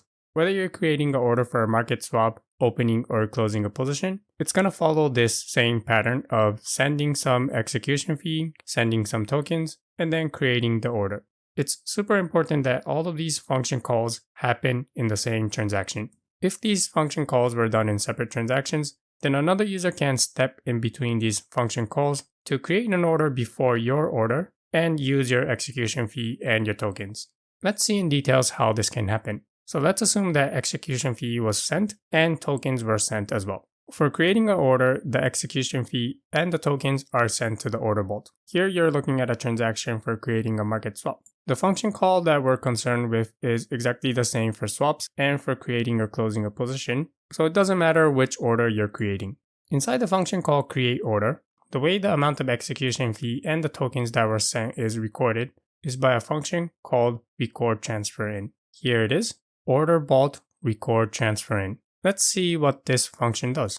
Going back to my code editor, the order vault is a strict bank. And over here, there's a function called recordTransferIn, which calls an internal function called recordTransferIn. What it does is it calculates the amount of tokens that are sent by taking the difference between the current amount of tokens that is locked inside this contract with the previous amount that was stored. If you send 10 DAI to the order vault and then call the function recordTransferIn, then this value will be equal to 10. If you call recordTransferIn again, since the token balances are all in sync, it will return 0. Now, where is this recordTransferIn called when we create an order? When we create an order, the contract order utils is called. Inside here, you can see that the function recordTransferIn is called. It's called once over here to calculate the amount of tokens that was sent, initial collateral delta amount. It's also called again to calculate the amount of execution fee that was sent. These two values are later stored inside here. Inside the order, initial collateral delta amount in is stored for the order, and the execution fee is also stored for the order. And finally, this order is stored inside GMX inside the data store contract. So now let's imagine that 3 separate transactions were sent. Send execution fee, send tokens, and then send create order. In between these transactions, another user calls create order. They can use the execution fee and the tokens that were sent to the order vault to create their order using your tokens. So this is why it's important that when you're creating an order, sending execution fee and sending tokens must also be in the same transaction. Otherwise, another user can create an order using your execution fee and the tokens that you sent. And that also explains why when using the user interface, it wraps all of these 3 function calls in a multi-call. It makes sure that all 3 function calls are done in the same transaction. Let's analyze the transaction for claiming funding fees. Contract that you'll need to call is exchange router, and the function that you need to call is claim funding fees. Let's also look at what inputs are being passed. Click on the debugger, and then inside the inputs, you can see that it passes the address of the markets to claim the funding fees from, and then followed by the tokens to claim. The address starting with 0x82A is wrapped ether. WEF. And the address starting with 0xAF88 is USDC. This is WEF, this is USDC, and this is WEF again. And the receiver of the funding fees is my account. Okay, so these are the inputs that you need to remember to claim funding fees using the smart contract. Let's look at the exact condition for a position to be liquidated. The function is called isPositionLiquidatable under the contract position utils, which is under the folder position. It's going to return a boolean. If this position is liquidatable, then it will return true. So let's go all the way down to see what conditions where a position is liquidatable. Okay, so here it has the keyword return. Return true, return true, return true, and return false. Let's look at what the conditions are for liquidation. The first condition is if the remaining collateral USD is less than some minimum collateral USD. This minimum collateral USD is a value specified by GMX and it is stored inside the data store. Okay, so that's one condition. Now, the remaining collateral USD, we'll analyze what this value is, but for now you can think about it as the USD value of the collateral minus all of the fees. That's the remaining collateral USD. The other condition is if the remaining collateral USD is less than or equal to 0. And the final condition is if the remaining collateral USD is less than min collateral USD for leverage, where min collateral USD for leverage is calculated over here. Okay, let's take a look at this.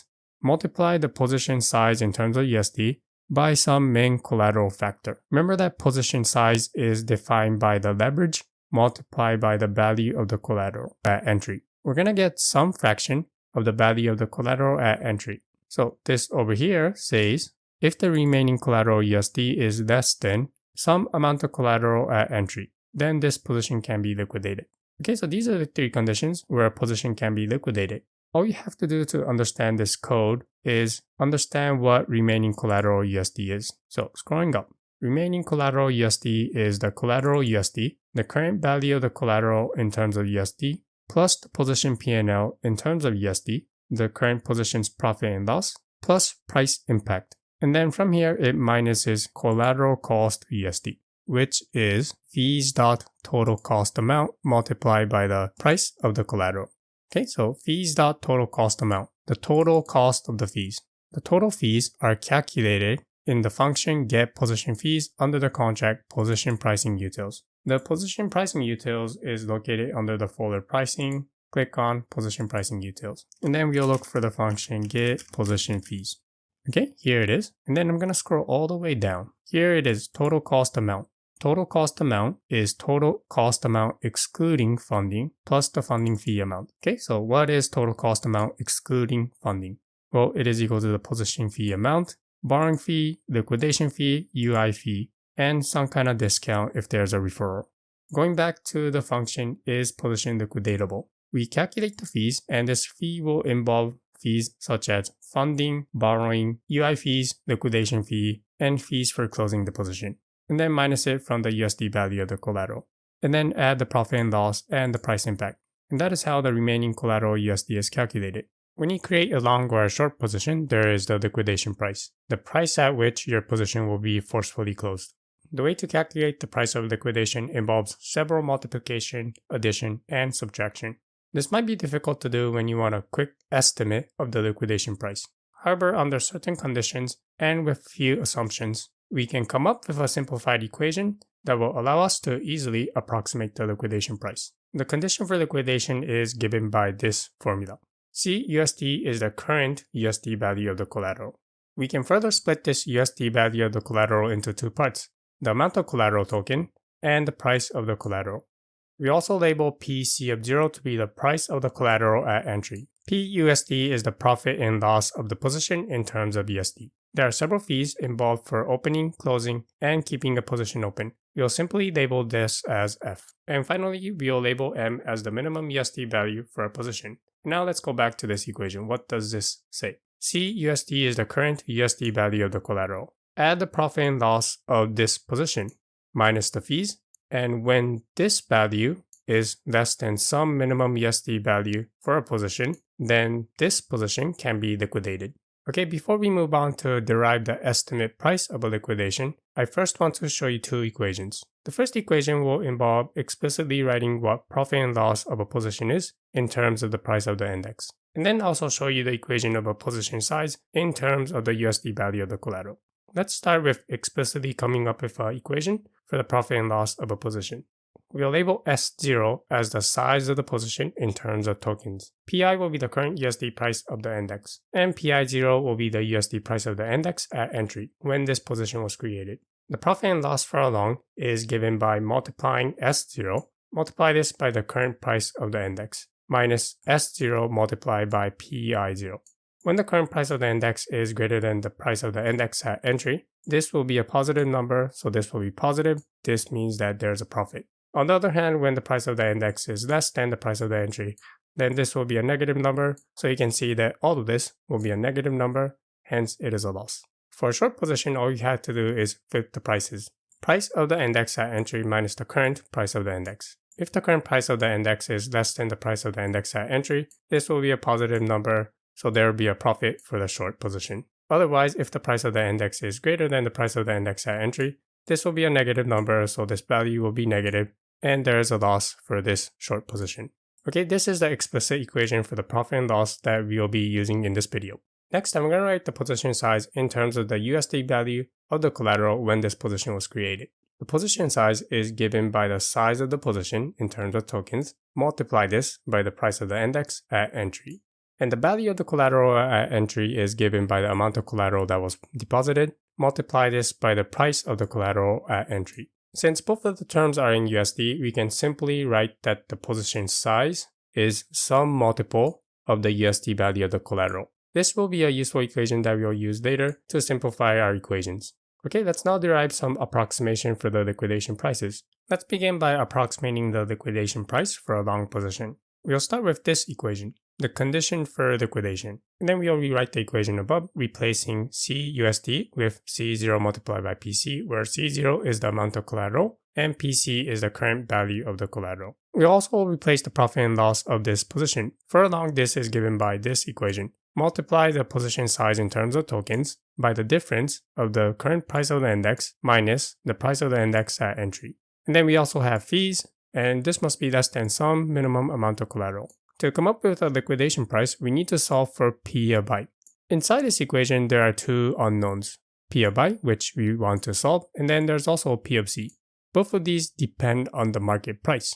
Everything else, C0, S0, and PI of 0 are known.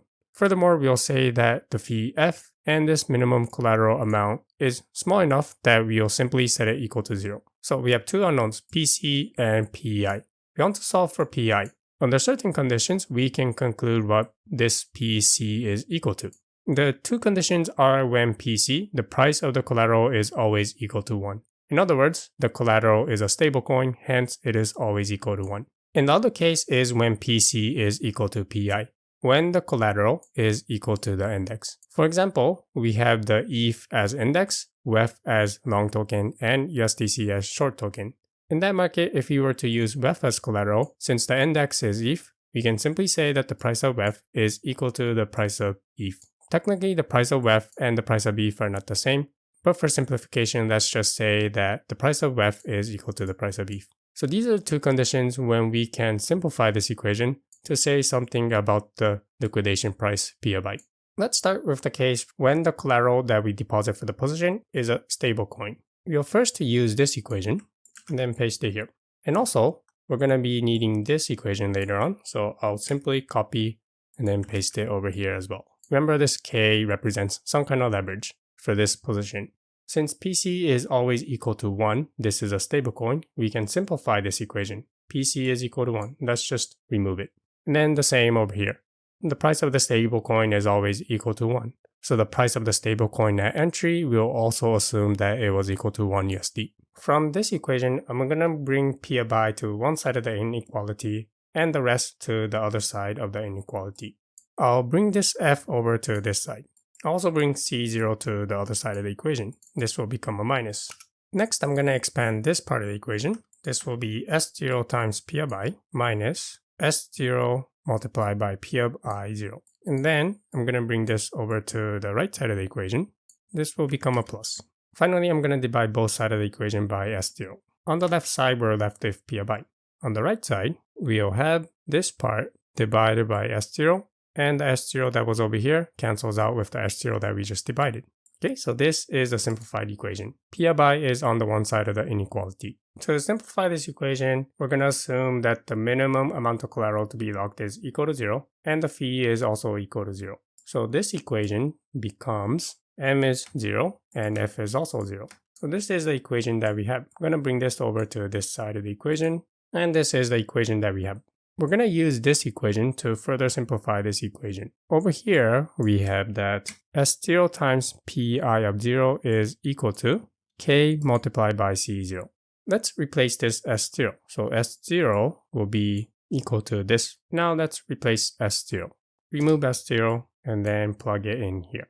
The P0 is going to come to the top. The C0 on top cancels out with the C0 on the bottom, and we're left with this equation. We can further simplify this. The denominator will be K. The numerator will be K minus 1. And then it multiplies with P0. So that is our final form of equation. This says that the liquidation price of the index is less than K minus 1 divided by K multiplied by the price of the index at entry. Notice how simple this equation is. To estimate the liquidation price, we only have to remember our leverage and the price of the index at entry. Let's see if this is a good approximate to the actual liquidation price. If we were to create a long position with USDC as collateral, our estimate says that the liquidation price is less than K minus 1 divided by K multiplied by the price of the index at entry. If we were to plug in leverage equal to 1, K minus 1 will be equal to 0, so the liquidation price must be close to 0.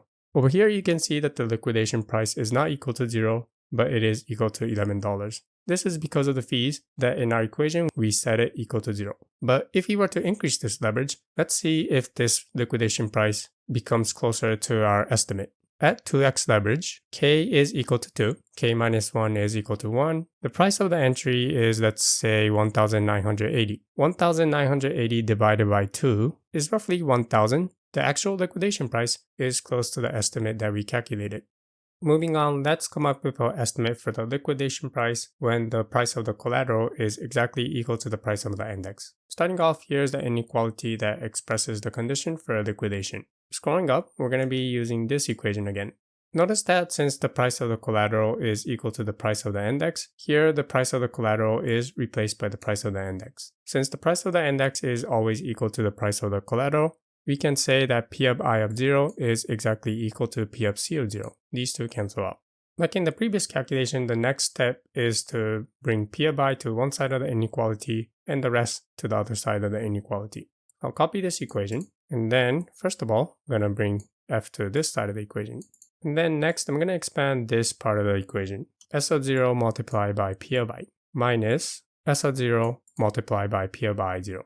And then bring this over to the right. I have a P of I over here and I have a P of I over here, so I can pull this out and simply say P of I multiplied by C0 plus S0. And finally, I can divide both sides of the inequality by this value, so this will come to the bottom. Okay, so we now have our inequality, P of I on one side of the inequality and everything else on the right side of the inequality.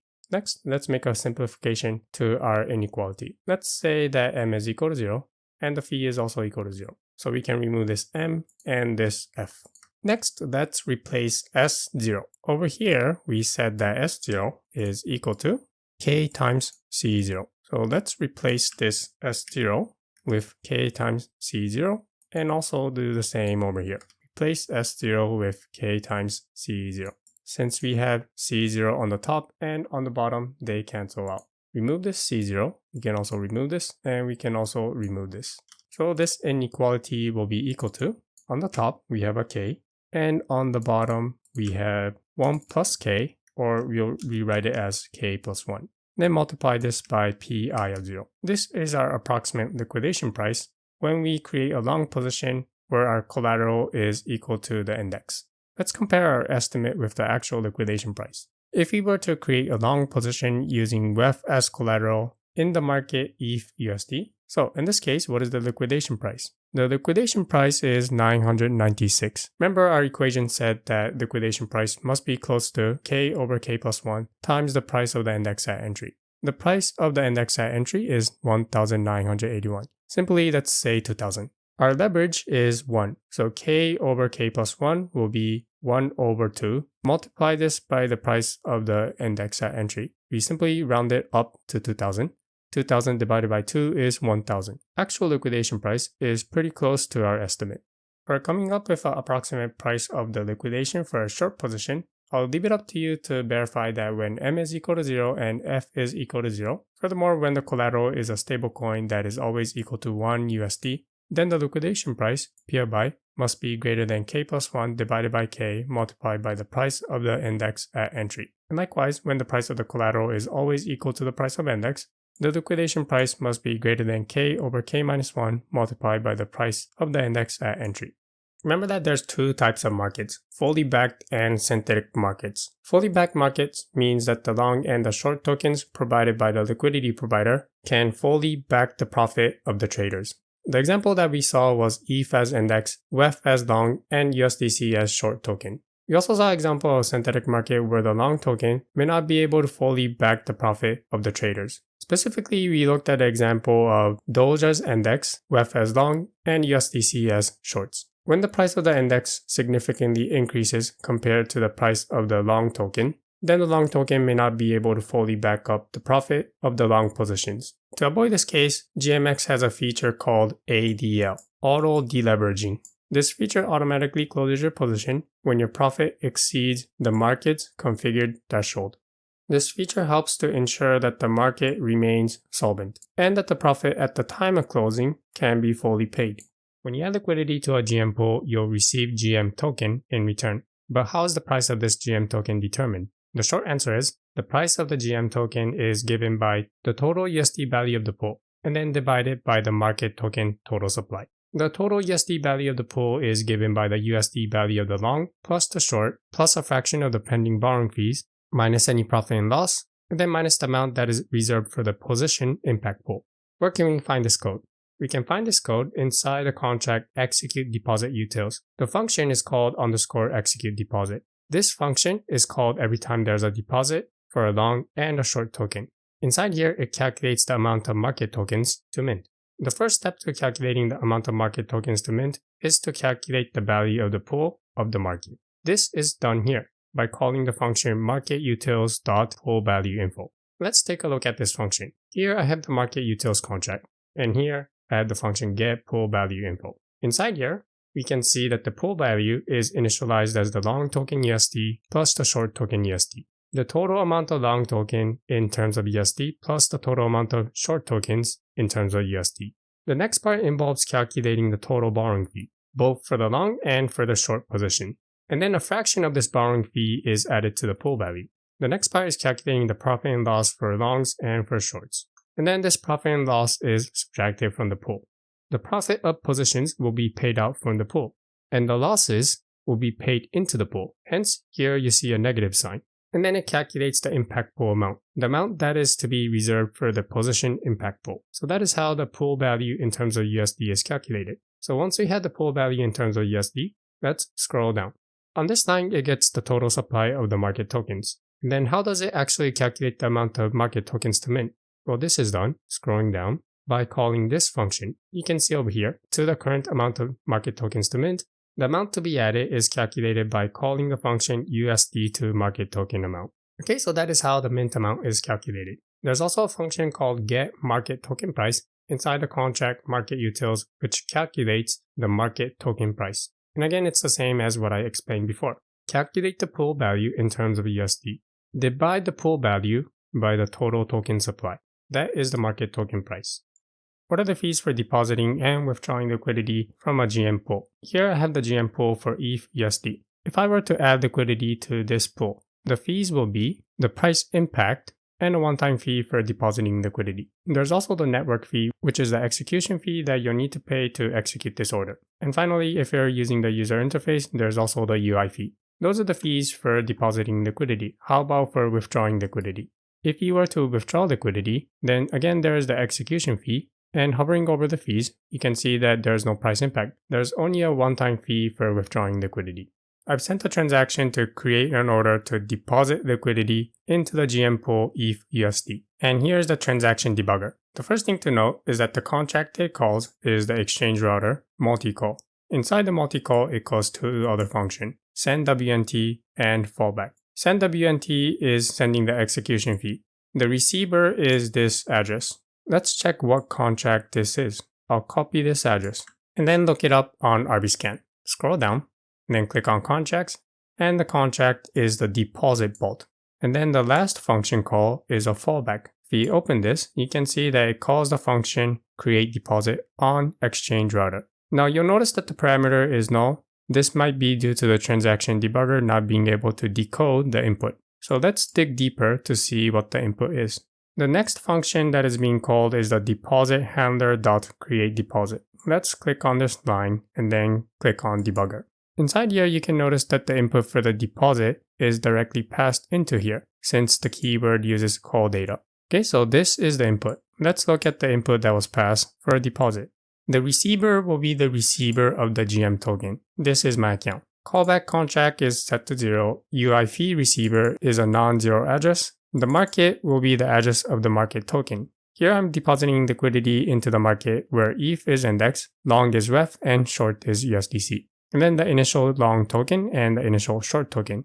The initial long token is REF and the initial short token is USDC.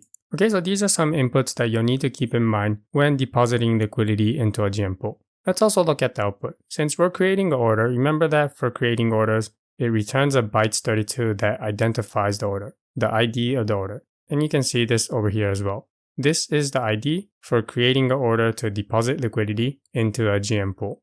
Here's a transaction that creates an order to withdraw liquidity from a GM pool. The GM pool that I'm using here is ETH index, long is REF, and short is USDC. Again, we start by calling multi-call on the exchange router. And then inside the multi-call, it calls three functions. Exchange router send WNT, exchange router send tokens, and then finally exchange router create withdrawal. The send WNT sends an execution fee. Send tokens sends the market tokens, and create withdrawal creates the withdrawal order. Recall that for orders, we send the execution fee to the order vault, and for deposits, we sent the execution fee to the deposit vault. So let's check who the receiver is for a withdrawal. I'm going to copy this address and then look it up on RBScan. Scroll down, click on contracts, and we can see that the contract name is the withdrawal vault. So we're sending execution fee to the withdrawal vault. How about our GM tokens?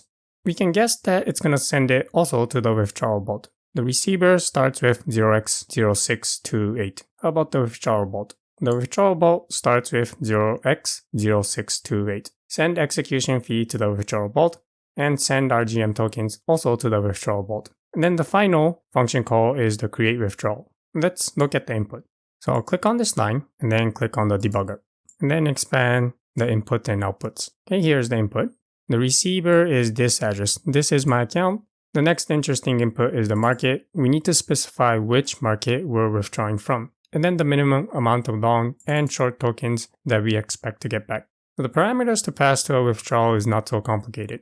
The GLB vault owns a basket of market tokens. So the price of a GLB token will be the USD value of the GLB vault divided by the total supply of the GLB token. The USD value of the GLB vault will be the sum of the USD value of the market tokens that is owned by the GLB vault. We can check the code by going to GLB utils, get GLB token price. Okay, here's the function. Inside here you can see that it first calculates the value of the GLB vault and then gets the total supply of the GLB token and then calls the function get GLB token price. Let's check this code out.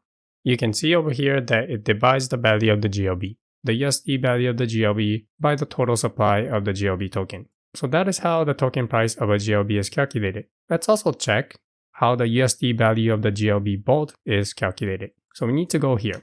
Okay, here it is. Inside here, you can see that it is running a for loop. The market addresses will be the market token addresses that is contained in this GLB vault. And for each market token that this GLB vault owns, it will calculate the USD value of that market token. This is done inside the function get GLB market value. It runs a for loop and then add this to the total value of GLB. Let's also look at the function get GLB market value. Inside here, it gets the market token total supply and also the balance of market token that the GLB vault has. Next, it calculates the pool value of the market token, get pool value info. And then it calculates the USD value of the market token it has by calling the function market utils market token amount to USD, passing in the amount of market token it has, the USD value of the pool, and the market token supply. So that is how the USD value of the market token that GLB vault has is calculated. It sums up the USD value of all of the market token that it has and then divides it by the total supply of GLB tokens. That is how the price of each GLB token is calculated. The fees to be paid for depositing and withdrawing liquidity from the GLB vault is basically the same fees that you'll have to pay for GM pools. This is because when you add liquidity through the GLB vault, eventually those liquidity will be put into a specific market. You can already guess that the way liquidity is added to the GLB vault is not so different from the way liquidity is added to the GM pools. Here's a transaction where I created an order to add liquidity to the GLB vault. The first thing that you'll notice is that instead of the exchange router, here we're calling the GLB router. And again, we're wrapping multiple function calls with a multi-call. Inside the multi-call, it calls two functions, send WNT and create GLB deposit. Which contract does it send the execution fee to?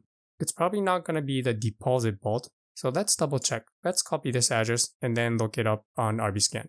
Inside RBScan, scroll down to the contract tab and you can see that this contract is the GLB vault. So our guess was correct that this receiver is not the deposit vault. This is the GLB vault. Okay, and then it calls the function create GLB deposit. Let's look at the input. Click on the line and then click on debugger. Then expand the bottom part to see what the inputs are. The input mostly looks the same from depositing liquidity into a GM pool. However, there are slight differences. For example, here we need to specify the token address of the GLB. And then we need to specify the market that we're adding liquidity to. The receiver will be the receiver of the GLB token. This is my account. Furthermore, we need to specify initial long token and initial short token. Long is WEF and short is USDC.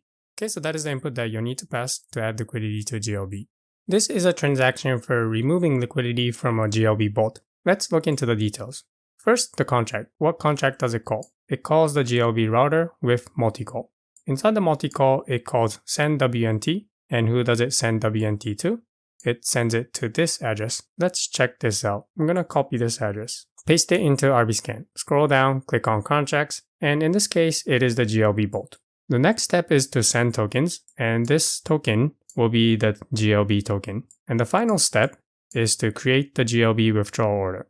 Let's check the input. Click on the debugger. The inputs mostly look the same as the inputs for withdrawing liquidity from a GM pool. The only difference is that we need to specify the address of the GLB token. Okay, so this is an example of the input that you'll need to pass to remove liquidity from a GLB bolt. GMX token is a governance token that is used for voting on proposals. Furthermore, when you stake your GMX, you'll be earning some of the protocol fees. To obtain GMX, click on the Buy GMX button. Here it will show you some options of how to buy GMX. Going back to the Earn page, in my wallet I have 0.1 GMX. By staking GMX, I'll be earning protocol fee, and this will also give me voting power so that I can vote on proposals. To stake GMX, I'll click on Stake. I have 0.1 GMX, click on Max, and then I'll click on Stake. The transaction went through and the GMX balance in my wallet is now equal to 0, and the stake balance has increased by 0.1. Also notice that my voting power has increased by 0.1. Next, let's take a look at voting. Now I can vote for the proposals, or I can delegate my voting power to some other account to vote on my behalf. So let's click on Delegate.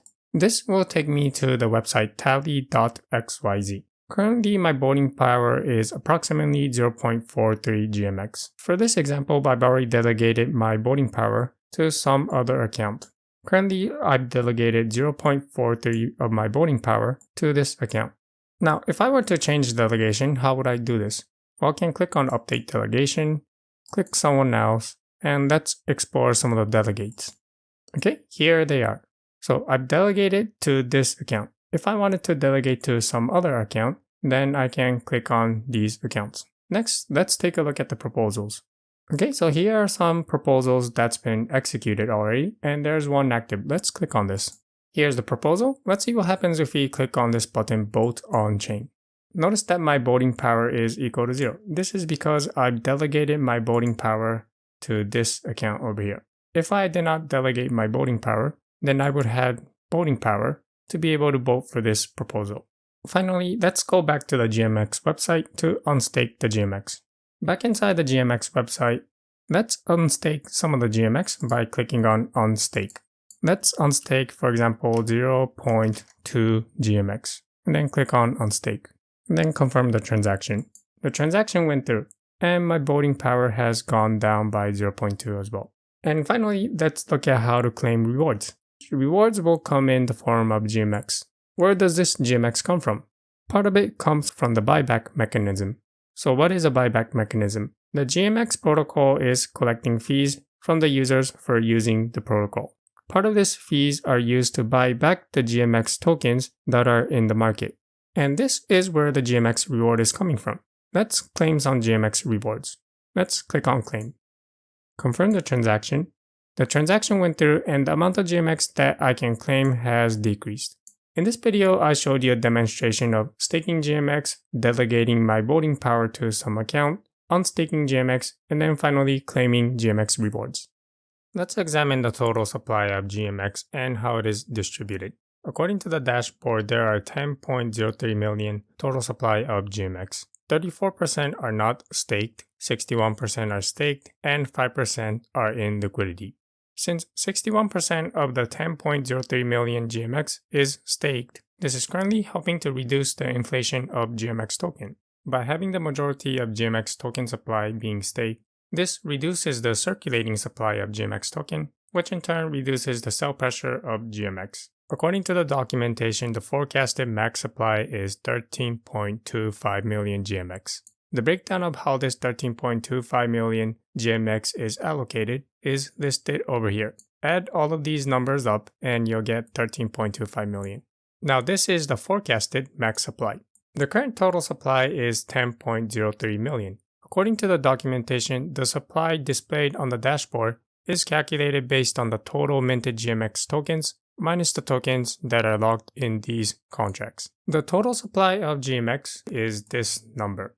I'm going to use a Python shell to divide the total supply by 10 to the 18 since GMX has 18 decimals. And we get back approximately 10.58 million. From 10.58 million GMX minus the amounts that are locked inside these contracts, and you'll get the amount that is displayed on the dashboard, 10.03 million.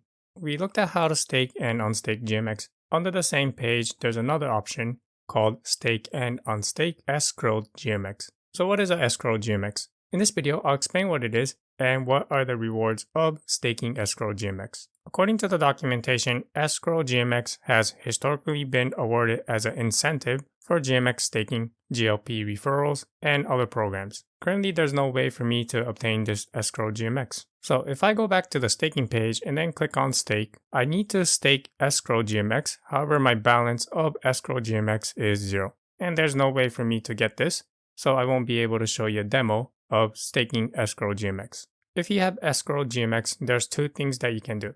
The first option is to stake escrow GMX for rewards similar to regular GMX tokens. The other option is to best your escrow GMX to earn GMX tokens over a period of time. Let's look at the first option first, staking escrow GMX to earn rewards. According to the docs, each staked escrow GMX token will earn the same amount of GMX rewards as a regular GMX token. We can verify this inside the code. The code for staking GMX and escrow GMX is done by calling the contract reward router v2. This contract is located under the GitHub repo called GMX contracts. Again, the name of the contract is called reward router v2.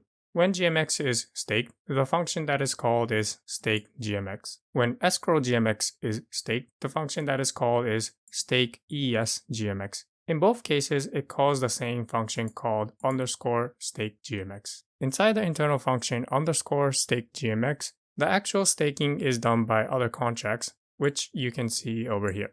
At first glance, it's a little bit confusing what's going on over here. What's basically happening is that to the first contract, stake GMX tracker, we either stake GMX or esGMX and then earn esGMX. When we stake GMX or esGMX into this contract, it's going to mint another token, which will be staked into the second contract, bonus GMX tracker. Here, you'll be earning BNGMX. For staking the first token into this contract is going to mint another token, which will be staked into the next contract, extended GMX tracker. The reward for staking the token into extended GMX tracker is GMX. And finally, for staking tokens into extended GMX tracker, it's going to mint another token, which will be staked into the fee GMX tracker, which will earn you rewards in WEF.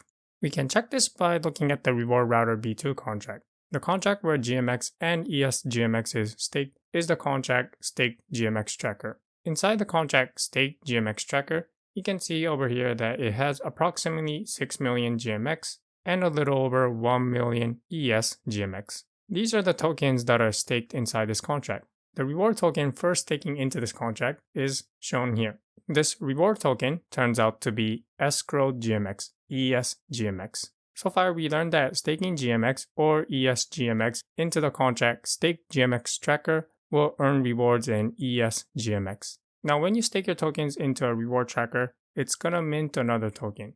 Let's take a look. The contract is called reward tracker. The function is called stake for account. It's gonna call an internal function called stake. Inside here, you can see that it transfers the token to be staked. And then it mints a token. This token that was minted is used in the next contract for staking. So we stake GMX or esGMX. It mints a token. That token will be staked in the next contract. And for staking that token, we'll get this BNGMX reward. For staking some token into this bonus GMX tracker, it's going to mint another token, which will be staked into the extended GMX tracker, which will earn rewards in GMX. And for staking tokens into here, again, it's going to mint another token, which will be staked into the last contract, the GMX tracker. So that is how staking GMX or esGMX earns you various rewards. So that's staking escrow GMX. The other option is to vest your escrow GMX and then earn some GMX tokens over some period of time. So if you have escrow GMX, you can vest it by going to the earn page. This is the same page where you can stake your GMX and stake your escrow GMX. Scroll all the way down, there's a section called Vest. Here you'll be able to deposit your escrow GMX and then earn GMX over time. Under the option to stake GMX, there is the GLP token. You can buy or sell a GLP. There's also an option to stake this GLP. So what is the difference between GMX and the GLP token? The difference between the tokens GMX and GLP is that GLP is a liquidity provider token for GMX V1. On the other hand, GMX is a governance token for GMX V2. Since GLP is a liquidity provider token for GMX V1, I won't be covering any further for this token. The function calls for staking and unstaking GMX and claiming rewards are simple. So I'll leave it up to you to figure out what functions and contracts are called when these actions are performed. In the GitHub repo, I'll leave all of the transaction hashes that are relevant. If you want to debug these transactions, you can copy these transaction hash and then paste it into a transaction debugger such as Tenderly to see what's going on inside the transaction. Here you'll be able to find what contracts, functions that it calls, and what parameters are passed.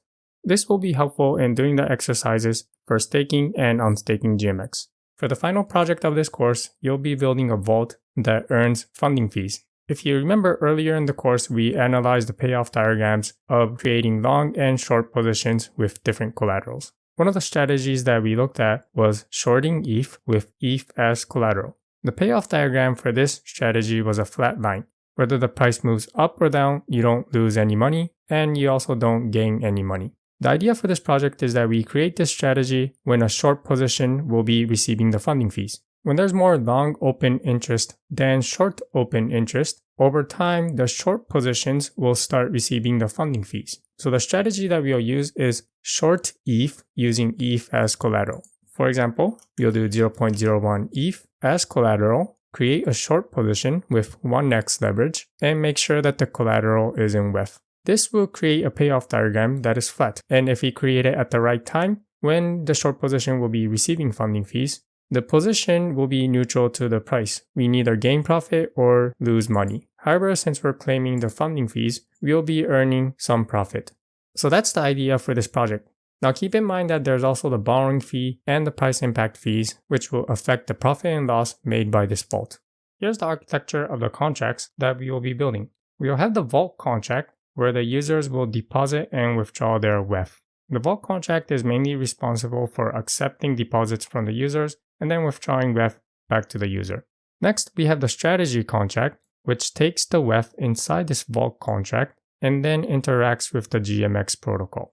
The strategy contract is responsible for managing a short position in GMX. Both the vault contract and the strategy contract will have a privileged user. Let's call him admin. He'll be able to take the WEF inside the vault contract and then transfer it over to the strategy. And likewise, he'll be able to take the WEF inside the strategy and then transfer it back over to the vault contract. The main responsibility of the admin is to take the WEF inside the vault, put it inside the strategy, and then create a short position inside GMX. Here we assume that the admin is a good trader that can make good decisions to create a short position so that the users who deposited the WEF do not lose too much on this position that the admin created. Furthermore, the admin will have to make a decision concerning the funding fees for the short and the borrowing fees. The admin will be able to take the WEF from the vault and then increase the short position size or decrease it. In case something goes wrong, the admin will also be able to cancel the order to either increase or decrease the position. There's also a public function where anyone will be able to call to claim the funding fees. Both the admin and any user will be able to call the function claim to claim the funding fees. And finally, let's take a look at the withdrawal callback contract. The withdrawal callback contract is needed here for the user to withdraw their WEF in case the WEF is locked inside the GMX contract. So let's say that a user calls withdraw, sending their execution fee to the vault. If the vault has enough WEF, the user will simply get the WEF withdrawn from the vault contract. However, if the vault does not have enough WEF to withdraw to the user, this will call the strategy contract to create an order to decrease the position size. The strategy contract will relay this message over to GMX, creating the order to decrease the position size. GMX will execute this order and then call back into the withdrawal callback contract, sending both the execution fee that the user sent and some amount of WEF that was withdrawn for decreasing the size of the position. The withdrawal callback contract will send the WEF and the execution refund to the user. And also, inside the bulk contract, there will be a data that stores an order that the user created, in order to withdraw WEF from GMX. When this withdrawal callback is called, this will delete the withdrawal order that is stored in the bulk contract. This is the architecture of the funding fee vault that you'll build for the final project. To do the exercises, you'll need to have an understanding of the callback utils contract. The functions inside here will be called when we create an order and specify an address for the callback contract. The callback contract is executed after an order is executed. Inside the callback utils contract, there are several functions that you need to understand. The first function that you need to remember is the after order execution function. This will call the function after order execution on the callback contract that you specify when you create the order.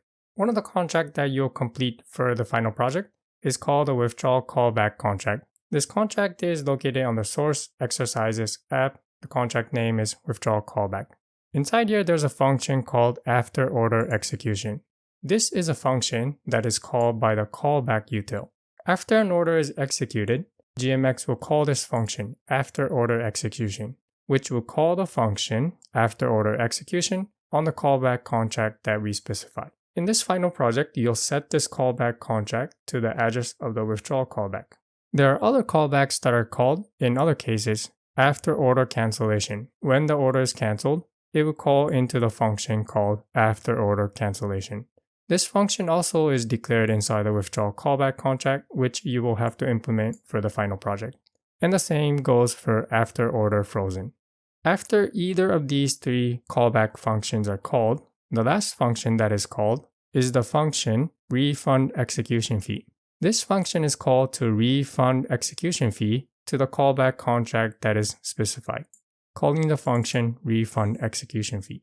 One of the exercises in this final project is for you to also implement this function.